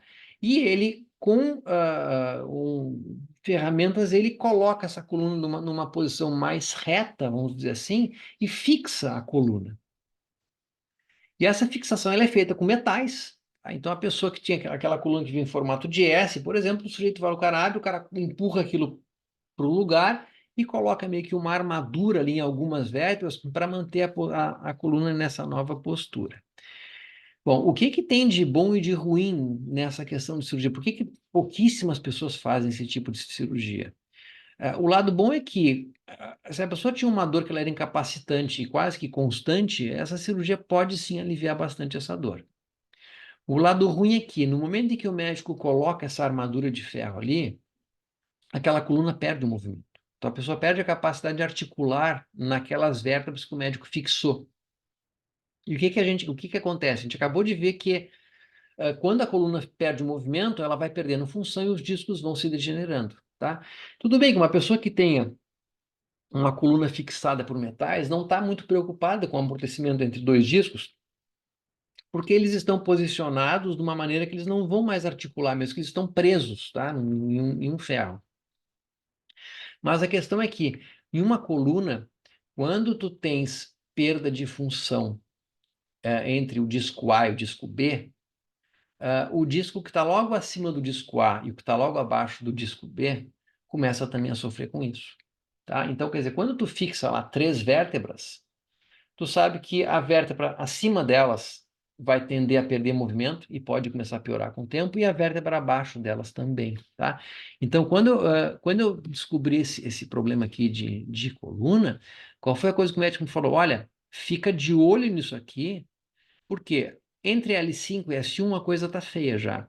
O negócio é que, como tu vai perder movimento aqui, pode ser que agora entre L5 e L4, que é a de cima, comece a complicar também. Então, uns 5, 6 anos depois desse exame aqui, eu sofri um acidente de bicicleta e já aproveitei para ver se estava tudo bem comigo e fiz uma outra ressonância para ver se essa vértebra de cima não estava começando também, se esse disco não estava começando a demonstrar degradação. E ele estava ainda igualzinho. Cara, se passaram 5 ou 6 anos e nada piorou em relação a isso aqui.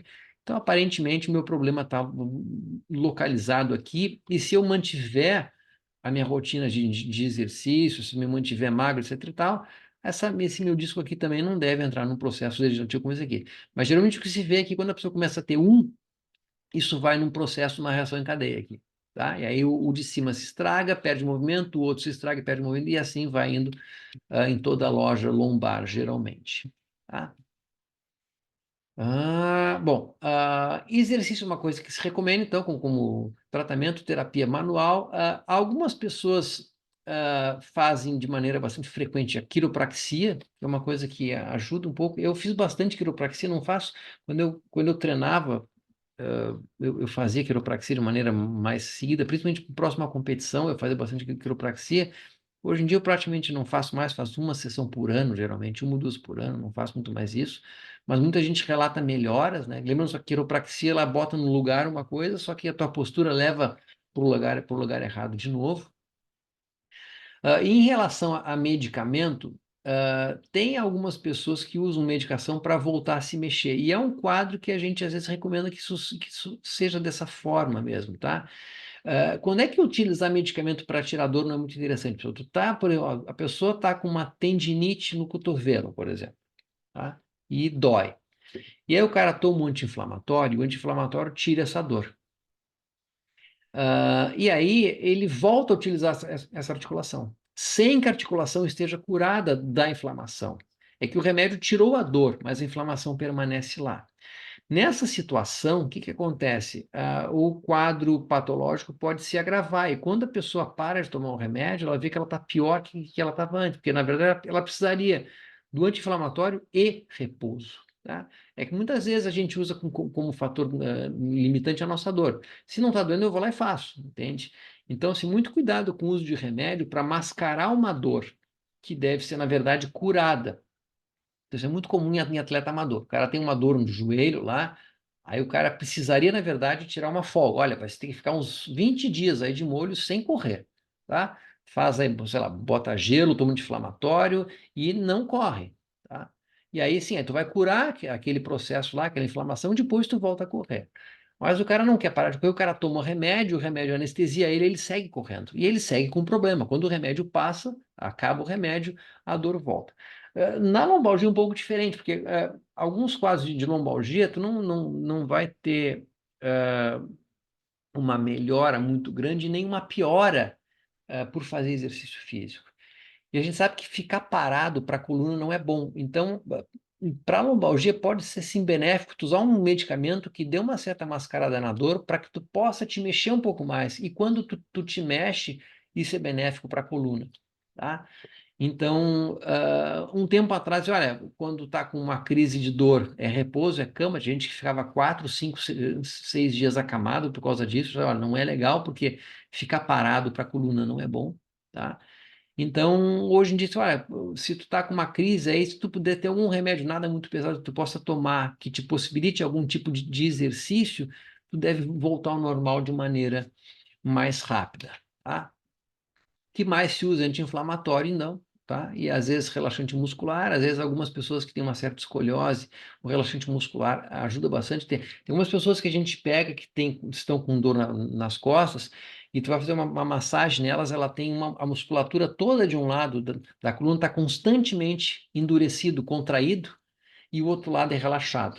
Tem até um lado que ele é hipertrofiado e o outro não. Então, essas pessoas, às vezes, elas se beneficiam de uso de relaxantes musculares de vez em quando, para dar uma relaxada nessa musculatura que está constantemente contraída, tá? Às vezes tu vê em quadros de escoliose, que a pessoa tem aquela coluna que é um C, por exemplo, o que que tu vai ter? Um lado da musculatura que envolve a coluna ali sendo esticado constantemente e fazendo uma força para combater esse estiramento, e o outro lado ali mais encolhido, quer dizer, aquele lado que está sendo esticado fica constantemente fazendo força para tentar uma resposta oposta a esse estiramento muscular, então, e fica a musculatura muito contraída. E o relaxante muscular, de vez em quando, pode ser uma coisa que seja benéfica, tá? Tem uma coisinha repetida aqui, mas tudo bem. Então, a falta de movimento no geral, quer dizer, por que não se recomenda mais, então, a pessoa ficar totalmente parada, né? Porque, tu sabe, quando a pessoa fica acamada, isso aumenta a rigidez articular, que é um grande problema para quem tem a dor nas costas, a fraqueza muscular, que pode ser uma causa de lombalgia, e de maneira mais indireta e mais de longo prazo, queda da densidade mineral óssea, né? Porque a pessoa, quando fica acamada, começa a perder isso aí pela falta da gravidade. Então a gente vê, olha, em casos mais extremos, repouso de até uns 2 dias, quer dizer, mas quando a pessoa já entra com remédio no primeiro dia, por exemplo, dificilmente ela vai ficar mais do que 2 dias com uma crise dessas assim, já deve começar a procurar se mexer um pouco, tá? Então, a maioria dos exercícios a gente pode fazer com dor nas costas, tá? Deve, claro, olha, aqui que a gente fala, a pessoa tem uma hérnia de disco. Bom, uma pessoa com uma hérnia de disco, que sabe que tem uma hérnia de disco, não deve fazer coisa com rotação de coluna, por exemplo, porque tu pode, na verdade, ela pode extravasar, ela pode estourar a hérnia por fazer isso aqui, tá? E tem uma relação dose-resposta dentro de uma normalidade, quer dizer, quanto mais exercício tu conseguir fazer, a tendência é que tu vá aliviar mais a tua dor nas costas. De novo, com aquele parêntese. Eu estou falando aqui de exercício físico, é uma coisa mais programada, mais direcionada para esse problema. Não é atividade física em geral, porque algumas atividades ocupacionais podem, na verdade, causar e piorar episódios de dor nas costas, tá? Então, geralmente, aquela combinação clássica, tá? Exercício de força, aeróbico e a flexibilidade é importante. Ninguém gosta de treinar isso aqui, mas é uma coisa que ela é importante para quem tem dor nas costas, tá? E algumas pessoas vão precisar também de exercícios mais específicos. E aí, o pessoal da fisioterapia é melhor que a gente no sentido de saber prescrever esse tipo de exercício aqui, que seja bem específico para musculatura paravertebral, tá? Tem alguns exercícios até que promovem um certo alívio da pressão entre os discos, que é uma coisa interessante de se fazer também, uma certa descompressão entre os discos. E aí não é só me dizer, sai para correr e faz musculação. É uma coisa um pouco mais específica dentro do tratamento para pessoas com lombalgia, tá? Mas, no geral, assim, reforço e alongamento de toda, então, a tua loja posterior, tá? E dessa região lombar, abdominal e pélvica, tá? Essas musculaturas aqui que a gente vê, tá? E tem alguns grupos musculares desse tipo aqui que a gente pode, inclusive, trabalhar com isometria, tá? E até com no máximo 2 sessões por semana, tu já vai ter algum tipo de resultado positivo aqui nesse sentido. Então, uma das coisas que eu fiz quando eu descobri esse problema que eu tinha nas costas, isso aí, quase 20 anos aí, eu comprei uma bola suíça, cara, as bolas de pilates, que não era uma coisa tão comum assim, e comecei a fazer algumas coisas em casa específicas para minha coluna, por exemplo, tá? E não somente exercício de reforço muscular, mas também exercício de relaxamento, de movimentação de coluna, que a bola te ajuda a fazer um pouco. E, repetindo, né, quanto mais móvel a tua coluna for, a tendência é que menos dor se sinta. Tá? Então, pessoas bastante flexíveis geralmente não vão ter muito problema com lombalgia, pessoas mais encurtadas tendem a ter uma chance maior de lombalgia, e como eu já expliquei, a degeneração discal, né, aquele ressecamento do disco, está muito associado à falta de movimento entre as vértebras ali, tá? O exercício na água é bom, mas ele não é que ele seja muito melhor que os outros, é que ele é bom porque ele já te promove um alívio imediato de dor, muitas vezes, tá? Porque a pessoa, às vezes, ela está com uma lombalgia muito forte, quando ela entra numa água morninha assim e dá uma certa relaxada, a lombalgia alivia bastante, mas uma natação, coisa assim, claro, de novo, a pessoa tem um problema de coluna, tá?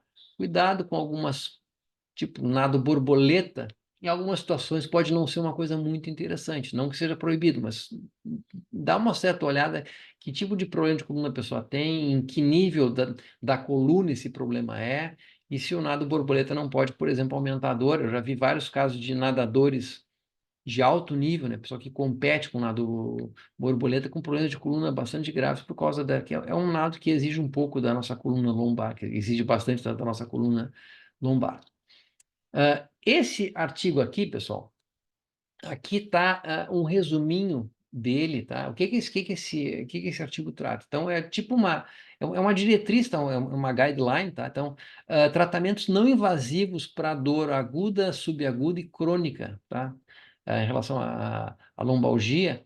Então, é a diretriz do Colégio Americano de Medicina, tá? Então, o que está aqui nada mais é do que eu peguei alguns pontos principais dele e simplesmente traduzi, tá? Então, o que que eles falam? Que pacientes que têm vários níveis de dor devem ser os mais ativos quanto essa dor permitir, tá?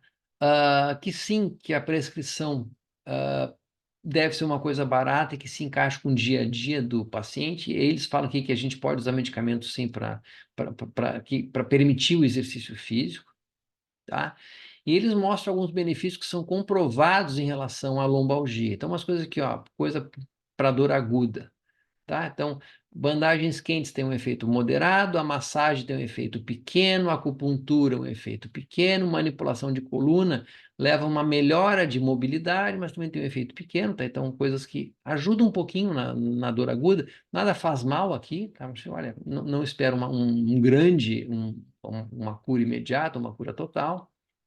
Em relação à dor crônica, o que que envolve exercício? Porque eu não estou abordando aqui o lado medicamentoso, tá? Né? Nem de cirurgia, porque até porque isso aqui é só para não invasivo, mas em relação ao exercício, só que o exercício em geral melhora a dor, mas tem um efeito não muito grande, e os exercícios mais específicos vão ter um efeito um pouco maior, tipo exercícios estabilizadores, por exemplo, que são aqueles mais focados na nossa coluna mesmo, vão ter um efeito melhor do que esses exercícios em geral, tá? Mas o exercício é recomendado sempre. Aqui ele cita alguns exemplos. O exercício, o Tai Chi Chuan, por exemplo, pode melhorar a mobilidade de coluna, tem um certo efeito.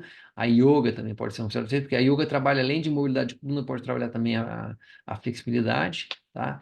Então, são efeitos que a gente vai ter aí para o combate a essas dores. Então, e o que eles falam? Que a primeira coisa, o primeiro passo sempre vai ser uma coisa não farmacológica em relação à manipulação de lombalgia, tá? Vai ser sempre investigar a postura, fazer exercício, alongamentos e tal. Remédio é uma coisa para depois, tá? Então, aqui, ó, pacientes com dor crônica, de iniciar o tratamento sem medicação, então, mudanças posturais, exercício físico. Aí, se o paciente não respondeu, então, esses tratamentos não farmacológicos, então, começar a utilizar anti-inflamatório, tá? Opioide é uma coisa para utilizar somente em caso extremo, e aqui os Estados Unidos vivem de uma crise de opioides, pessoas que começaram a usar opioides por dor nas costas e viraram verdadeiros viciados, né? Tem gente morrendo por causa disso aqui. Mas, enfim, se não respondeu esse tratamento postural de exercício físico, usar algum tipo de medicamento, mas se puder ficar no anti-inflamatório normal aqui, seria o ideal, evitar ao máximo de usar opioide, porque o opioide é uma coisa que leva a vício, tá? Bom, quem tiver interesse maior nessa área aqui, pessoal, depois quiser, se colocar esse nome desse artigo no Google, vem, mas se não acharem, me peçam que eu tenha esse artigo aqui, o PDF na íntegra, tá? Bom, uma coisa que a gente percebe em pessoas que têm a lombalgia de maneira mais crônica também, é que elas vão perdendo força em toda essa musculatura que circunda o tronco, justamente porque, como é uma região que dói, eles começam a usar menos. E aí, de novo, né, pessoal, quanto menos tu vai usar, tu vai poupando aquela região de maneira involuntária, tu restringe o movimento. Isso, o que vai acontecer no médio e longo prazo? Essa musculatura vai ficando cada vez mais fraca e cada vez mais instável. E a instabilidade lombar agrava bastante a dor. Então, por isso que a musculatura, tanto na parte da frente, que é abdômen, quanto na parte de trás, ela é super importante para evitar a dor e para evitar que essa dor se agrave e chegue num quadro mais crônico, tá? Não é lombalgia, mas só para ser uma questão postural aqui que afeta a nossa cervical, tá? E o que a gente vê? Essa figurinha circulou o mundo um tempo atrás, aí, não sei se vocês conheciam já, mas a diferença de carga que tem em cima da nossa coluna cervical de acordo com a angulação que a pessoa está aqui segurando esse celular, tá? E não é incomum a gente ver pessoas segurando o celular nessa postura aqui, a gente andando pela rua, sentado, e a gente aumenta em praticamente 5 vezes a carga sobre a coluna cervical, saindo dessa postura para essa postura aqui, tá? E falando em postura, não sei se algum de vocês usa notebook com esse perfil aqui de posição, tá? Tá tudo errado aqui, tá? Sentar por períodos prolongados em cima das pernas assim não é uma coisa muito boa para quem tem problema de joelho, isso aqui agrava problema de joelho. Ela está aqui totalmente curvada para frente, então isso é ruim para a coluna lombar, é ruim para a cervical, tá? Ela está com uma postura que a gente já pensa que ela está com os ombros projetados à frente, tá? Ou seja, tá praticamente tudo errado aqui. Em relação à ergonomia, ela está com o teclado muito abaixo, né, da altura dos olhos, mas ela tem que se entortar para tentar deixar o teclado numa angulação que seja boa para os olhos dela. Então, é uma postura bastante ruim para a tua saúde de coluna no geral, não somente a lombalgia, mas também a cervicalgia. E tem gente, bastante gente por aí que utiliza o computador dessa forma, então, aí, às vezes você senta em uma cama com o computador assim, então nem se fala, é ruim até para o computador, porque ficar em cima de tecido não é bom para notebook, tá? Então, eu costumo dizer que o notebook ele é uma coisa que ele é um inimigo da nossa coluna, pessoal, porque não tem como tu trabalhar com o notebook com uma postura boa, ergonomicamente, né, falando. Obrigado. Porque o que que acontece, tá? Quando tu tens um notebook, se tu coloca o teclado na altura certa para as tuas mãos, que é mais ou menos um pouquinho acima da altura da tua coxa, o monitor fica muito baixo para os teus olhos. Se tu levanta o notebook a ponto dele ficar com o monitor numa altura boa para os teus olhos, tu vai ficar com os ombros muito contraídos, vai ficar com o teclado alto aqui, tá? E daí quando tu bota o notebook numa cama, então, que é aquela foto que a gente viu antes, fica tudo errado, tá? A postura fica completamente equivocada. Então, assim, notebook não tem como ser usado de maneira ergonômica saudável. Tá? Ele foi feito para ser um computador para ser usado eventualmente, ou para ser usado como uma coisa que vai projetar uma imagem numa sala de aula. Agora, ficar com um notebook para ser a tua máquina de trabalho vai ser sempre ruim. É que quando eu era estudante, notebook praticamente não existia. A primeira vez que eu vi um foi uma coisa assim de outro mundo, eles custavam muito caro, né? Os notebooks pesavam, sei lá, 8 quilos, era um troço gigantesco, assim, pesado, e custavam muito caro, e eles foram se barateando com o tempo, a ponto que a coisa se inverteu. Quer dizer, antigamente era assim, quem tinha dinheiro conseguia comprar um notebook e o computador de mesa todo mundo tinha, né? E a coisa começou a se inverter a ponto que o notebook ficou mais barato que o computador de mesa. Hoje em dia, então, muita gente usa um notebook, claro, tem as suas vantagens da mobilidade, mas trabalhar com notebook não é uma coisa boa para a nossa saúde de jeito nenhum, tá?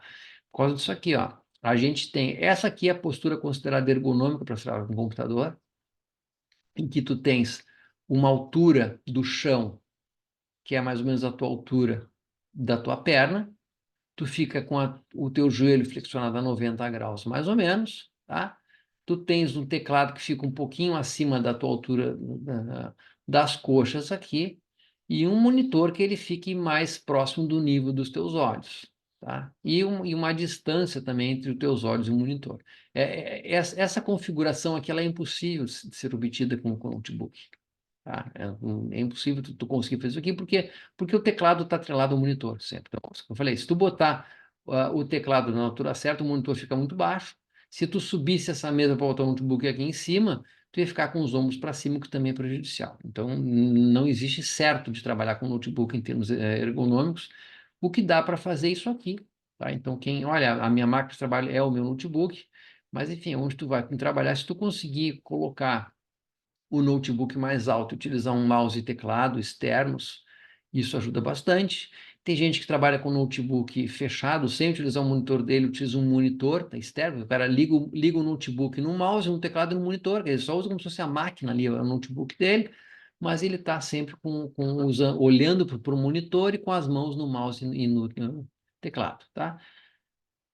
Eu trabalho com notebook? Sim.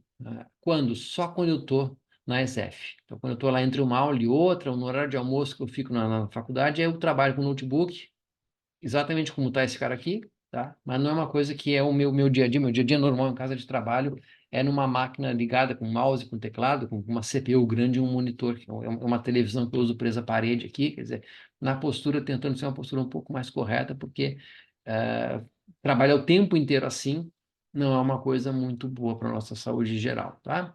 Geral, para a nossa saúde postural, vamos dizer assim. E arrumando para o final da nossa aula, pessoal, uma coisa aqui que eu quero falar um pouco para vocês, que A gente fala que a dor lombar é uma coisa que afeta praticamente todos os seres humanos em algum momento da vida. E ele fala que a dor lombar na gestação afeta todas as gestantes em algum momento. Muitas delas vão ter uma dor um pouco maior, um pouco menor. Mas olha, vocês não vão encontrar uma mulher grávida que tenha passado por que tenha passado por uma gestação e diz, olha, não tive dor nas costas em momento nenhum. Não dá, porque ela vai ter. Então, quer dizer, quando a gente ficou de pé, quando a gente caminhava meio que de quatro, né, como os outros primatas, a barriga puxava em direção ao chão e era um pouco diferente a questão. Quando a gente ficou de pé, essa barriga protusa para frente aqui leva uma entorta aqui a coluna da mulher e isso causa dor, tá? E a grande questão é, uma coisa é o homem que vai desvendo uma barriga de cerveja ao longo de 20, 30 anos, isso vai acontecendo devagarinho. Tá? Outra coisa é uma barriga que cresce do zero aqui, cresce para esse tamanho aqui num período aqui de 30 semanas, por exemplo. Então, por isso que a dor nas costas na gestação, quando vem, ela vem e ela é bastante forte, tá? Então, o que que acontece? Tem dois hormônios que aumentam a circulação durante a gravidez, mas o principal aqui é a relaxina, que é um hormônio que aumenta bastante a flexibilidade articular da gestante, para justamente permitir que o quadril dela se abra a ponto do bebê passar na hora do parto, né? Só que esse hormônio aqui, ele não relaxa somente essa articulação de quadril, ela relaxa todas as articulações no corpo da mulher, inclusive as articulações da coluna, tá? E aí isso leva a uma certa frouxidão geral, tá? Junto com essa frouxidão aqui, tu tens uma, uma capacidade muscular muito menor no abdômen aqui e nas costas para manter a postura correta, porque essa coisinha aqui dentro está crescendo numa velocidade bastante acelerada, tá? Então pensa que a pessoa tá ganhando aí ah, 200 gramas por semana, mais ou menos isso aí, tá? Porque ela vai ganhar por volta de 1 quilo por mês, mais ou menos isso, 1 quilo por mês dá 250 gramas por semana, mais ou menos, em média aí, quer dizer, o corpo que está crescendo o tempo todo, junto com esse crescimento, né? É um crescimento pontual aqui de uma barriga que vai para frente, uma musculatura abdominal que vai ficando cada vez mais estirada e um relaxamento vertebral junto, e isso aumenta, então, uma instabilidade lombar, que é uma das grandes razões para que a pessoa tenha dor nas costas. Claro que a mulher com avançada da gestação, ela vai ficando numa situação que ela não tem posição para nada, tudo dói, tá? Então ela dorme sempre do mesmo jeito, virada de lado para o mesmo lado sempre, quer dizer, as coisas vão ficando complicadas fisicamente mais para o final da gestação, e a dor nas costas é uma coisa que costuma acompanhar muitas gestantes no terceiro trimestre, tá? Então, esse crescimento uterino leva um abdômen protuso, né? A barriga que vai indo para frente, isso é um fator mecânico que puxa para frente um pouco a coluna e desloca o centro de gravidade da mulher, tá? O que leva tanto a instabilidade, isso aqui leva a instabilidade vertebral, mas esse deslocamento do centro de gravidade faz também com que a mulher grávida ela tenha uma ligeira perda de equilíbrio. Claro, eu estou sempre falando de pessoas jovens e saudáveis aqui, geralmente, né, pessoas grávidas, mas leva um desequilíbrio por quê? Porque ela não está nunca acostumada com um centro de gravidade, ele está sempre mudando, está sempre se deslocando, porque à medida que o feto cresce, o centro de gravidade vai sendo alterado, tá? Aí tu tens esse quadro aqui em que a mulher tem um alongamento dos músculos da parede abdominal, ela não consegue mais manter a sua postura, porque ela está com o abdômen. Uma coisa que mantém a nossa postura é justamente a musculatura abdominal, né? A gente contrai o abdômen, tu mantém a postura mais ereta, vamos dizer assim, e ela não consegue fazer isso aqui de uma maneira muito eficiente. Aí tu começa a ter um peso maior, tá? Próxima, que puxa as costas, é a barriga puxando as costas mais à frente. E junto com isso aqui, tem uma pressão que o feto vai gerar sobre a veia cava, que pode levar em algumas situações aqui a uma ligeira hipóxia. Quer dizer, algum problema de circulação aí, porque os vasos profundos começam a ser ligeiramente comprimidos por esse feto que está crescendo. Claro, quando a mulher está com uma barriga muito grande, ela se deita de barriga para cima, essa compressão é bem maior. Tá? Por isso que a gente fala que mulher grávida, principalmente quando está chegando perto do final da gestação, não deve fazer exercício deitada de barriga para cima, porque aumenta essa compressão aqui, e essa compressão pode sim levar uma ligeira hipóxia daquela região lombar ali, e isso prejudica a circulação geral nessa região, que pode agravar também a dor.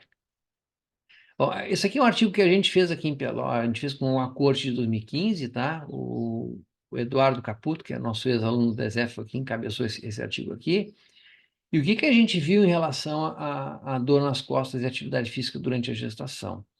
A gente não conseguiu mostrar que a atividade física preveniria a dor nas costas, porque, olha, ela vai atingir quase que todo mundo. Então a gente olha assim, quando tu diz mulheres entre teve dor nas costas e não teve, tu não tem quase ninguém no grupo que não teve a dor nas costas, a gente não consegue mostrar um fator que vai evitar a dor nas costas. O que a gente conseguiu mostrar?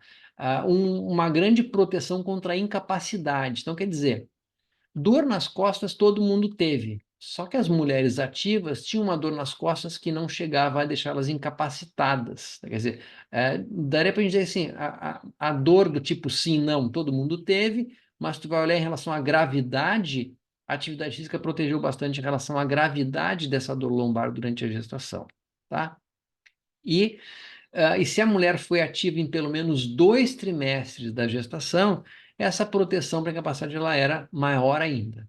Tá? Então, parece ter um efeito dose-resposta que de quanto mais atividade física na gestação a mulher faz, melhor ela vai ter essa relação com a lombalgia. Quer dizer, ela vai ter alguma dor, algum nível de dor, mas ela tem uma chance bem menor de ter uma dor que vai dizer, olha, eu não posso fazer nada, tenho que ficar hoje parado só porque a minha dor está muito grave. Tá? Então, não evita que exista dor, mas evita que a mulher fique incapacitada por essa dor. Tá?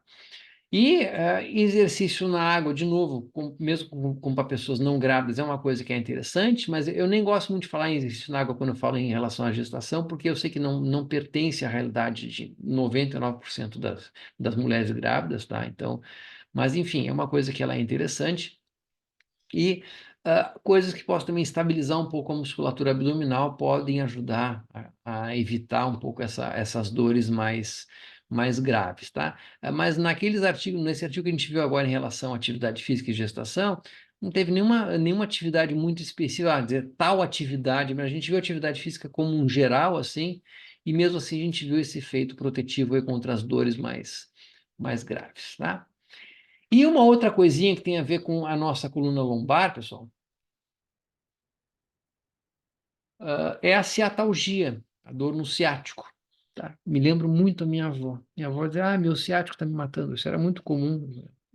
Tá sempre com essa dor no ciático, é uma dor que ela é uma resposta de um problema na coluna lombar, a ciatalgia, tá? Uma dor no ciático. Então, o nervo ciático, esse nervo bem grande que ele desce aqui pela nossa perna, tá? Ele passa aqui por dentro, ó. E o que que acontece? Quando está tendo uma compressão na saída desse nervo lá na coluna, ele vai ter uma irradiação de dor. Então, essa dor ciática, a pessoa não consegue, às vezes, levantar a perna direito por causa dessa dor ciática, tá? Então, é uma dor que as pessoas vão referir, muitas vezes uma dor que ela fica muito próxima à prega glútea aqui, tá? Onde acaba a bunda ou começa a coxa ou vice-versa. É o local onde as pessoas mais vão relatar essa dor do nervo ciático, tá? Bom, então, a gente viu que as causas para a lombalgia podem ser inúmeras, tá? Mas, olhando para o mundo real, pessoal, o grande culpado por lombalgia vão ser as má posturas. Tá? E aqui é dia a dia de estudo, dia a dia de trabalho, dia a dia em casa e também dia a dia ou noite a noite em relação ao sono. A nossa postura de dormir ela é muito importante em relação à lombalgia, tá? Então, é uma das coisas que eu mudei quando eu descobri que meu problema nas costas é que eu nunca mais eu dormi de bruços, que para o meu problema seria muito grave, era muito grave, eu não sabia dormir de bruços muitas vezes. E outra coisa é dormir sempre com um travesseiro atrás dos joelhos. Ou, se eu me deito de lado, um travesseiro entre os joelhos. Isso aí, assim, foi uma mudança, assim, radical em relação à dor que eu sentia de manhã. Então, às vezes eu acordava sentindo meio que uma dormência nas costas, uma certa lombalgia, Quando eu comecei a utilizar o travesseiro durante a noite, essa dor simplesmente sumiu. Nunca mais eu tive essa dor matinal, tá? Então, quer dizer, quando a gente consegue entender a postura de uma pessoa, alguns ajustes posturais e também o exercício certo para, seja o alongamento, seja o reforço muscular, vão ajudar bastante a evitar a lombalgia, tá? Então, eu já mencionei a posição de dormir, quer dizer, dormir sempre de lado ou de barriga para cima e utilizar um travesseiro nos joelhos, atrás dos joelhos ou entre os joelhos. Dormir de bruço, jamais. Dormir de bruço é ruim para a coluna cervical e para a lombar, tá? A gente fala, mas eu só consigo dormir de bruço. É mentira, tá? Até tu ter alguma coisa, tipo, mesmo quando eu quebrei um ombro, eu tinha que dormir agarrado um braço agarrando o outro e sem me mexer. Eu passava a noite inteira assim, agarradinho, não tinha problema nenhum. Quer dizer, quando a coisa aperta, tu consegue mudar a tua posição de dormir.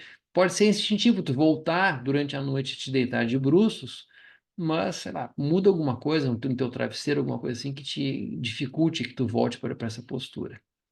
A postura no momento de lazer, quer dizer, olha, a pessoa tem hábito de assistir televisão em uma poltrona, né? Que postura que tu fica nessa poltrona? Tu vai deslizando para frente? Como é que tu fica?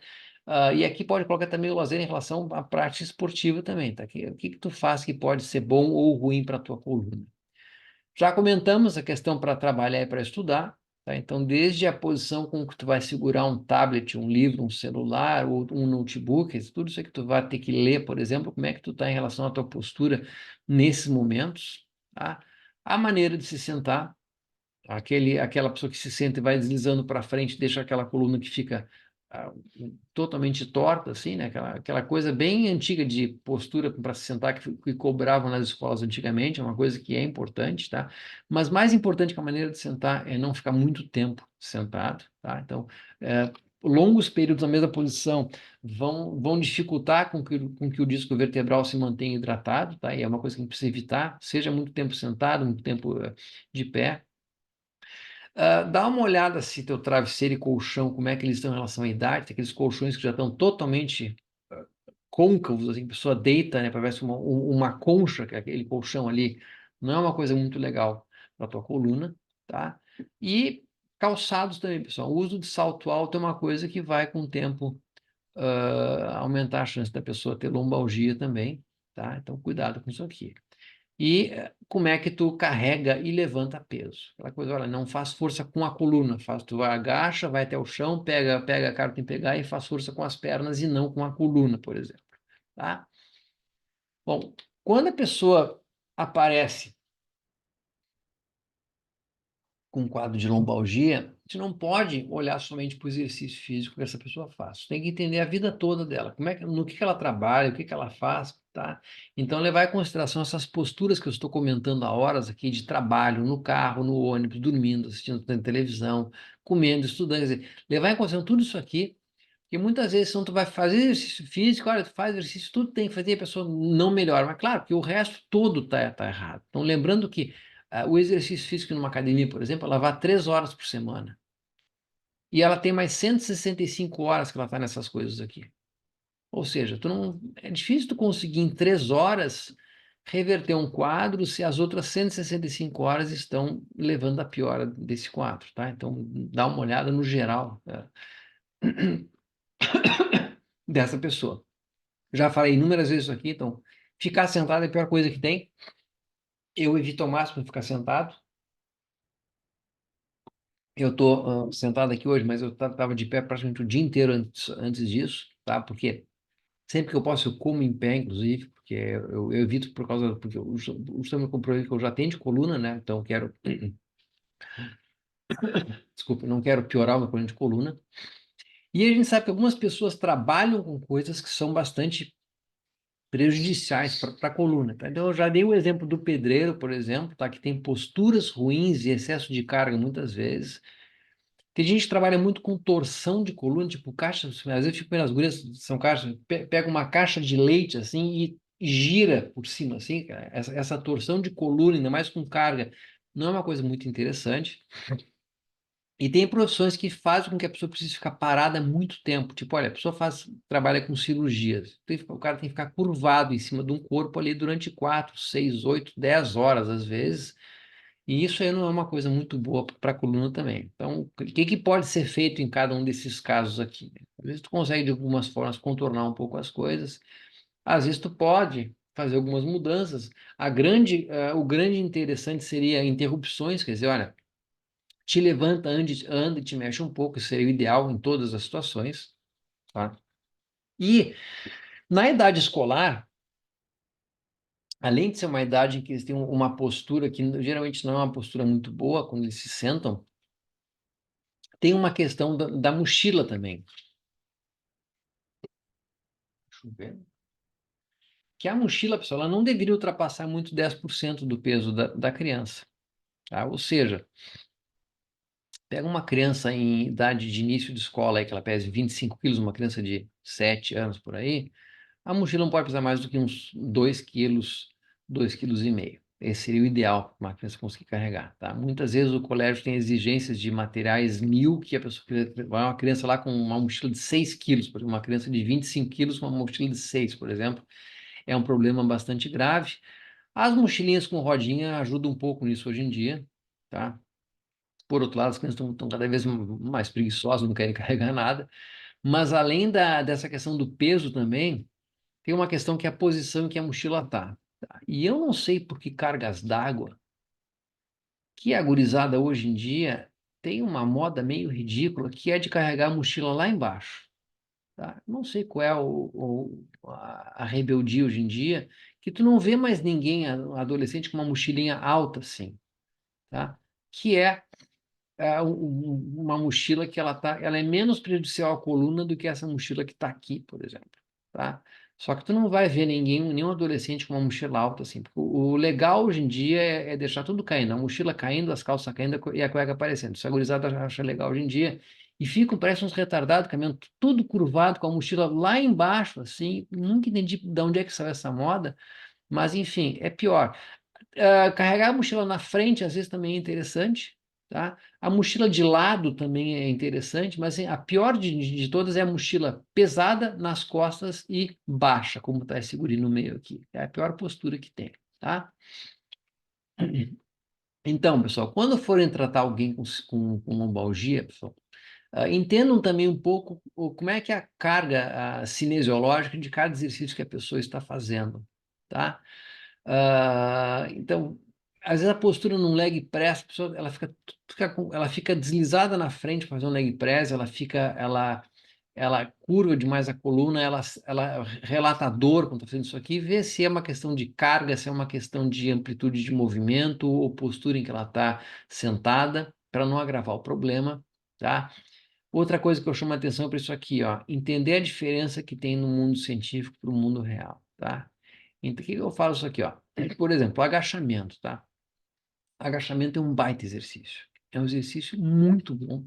Para algumas pessoas diz que é o exercício mais completo de membro inferior, e é verdade, ele é tudo de bom. Só que uma grande parcela da nossa população não tem condições de força e flexibilidade para fazer um agachamento bem feito.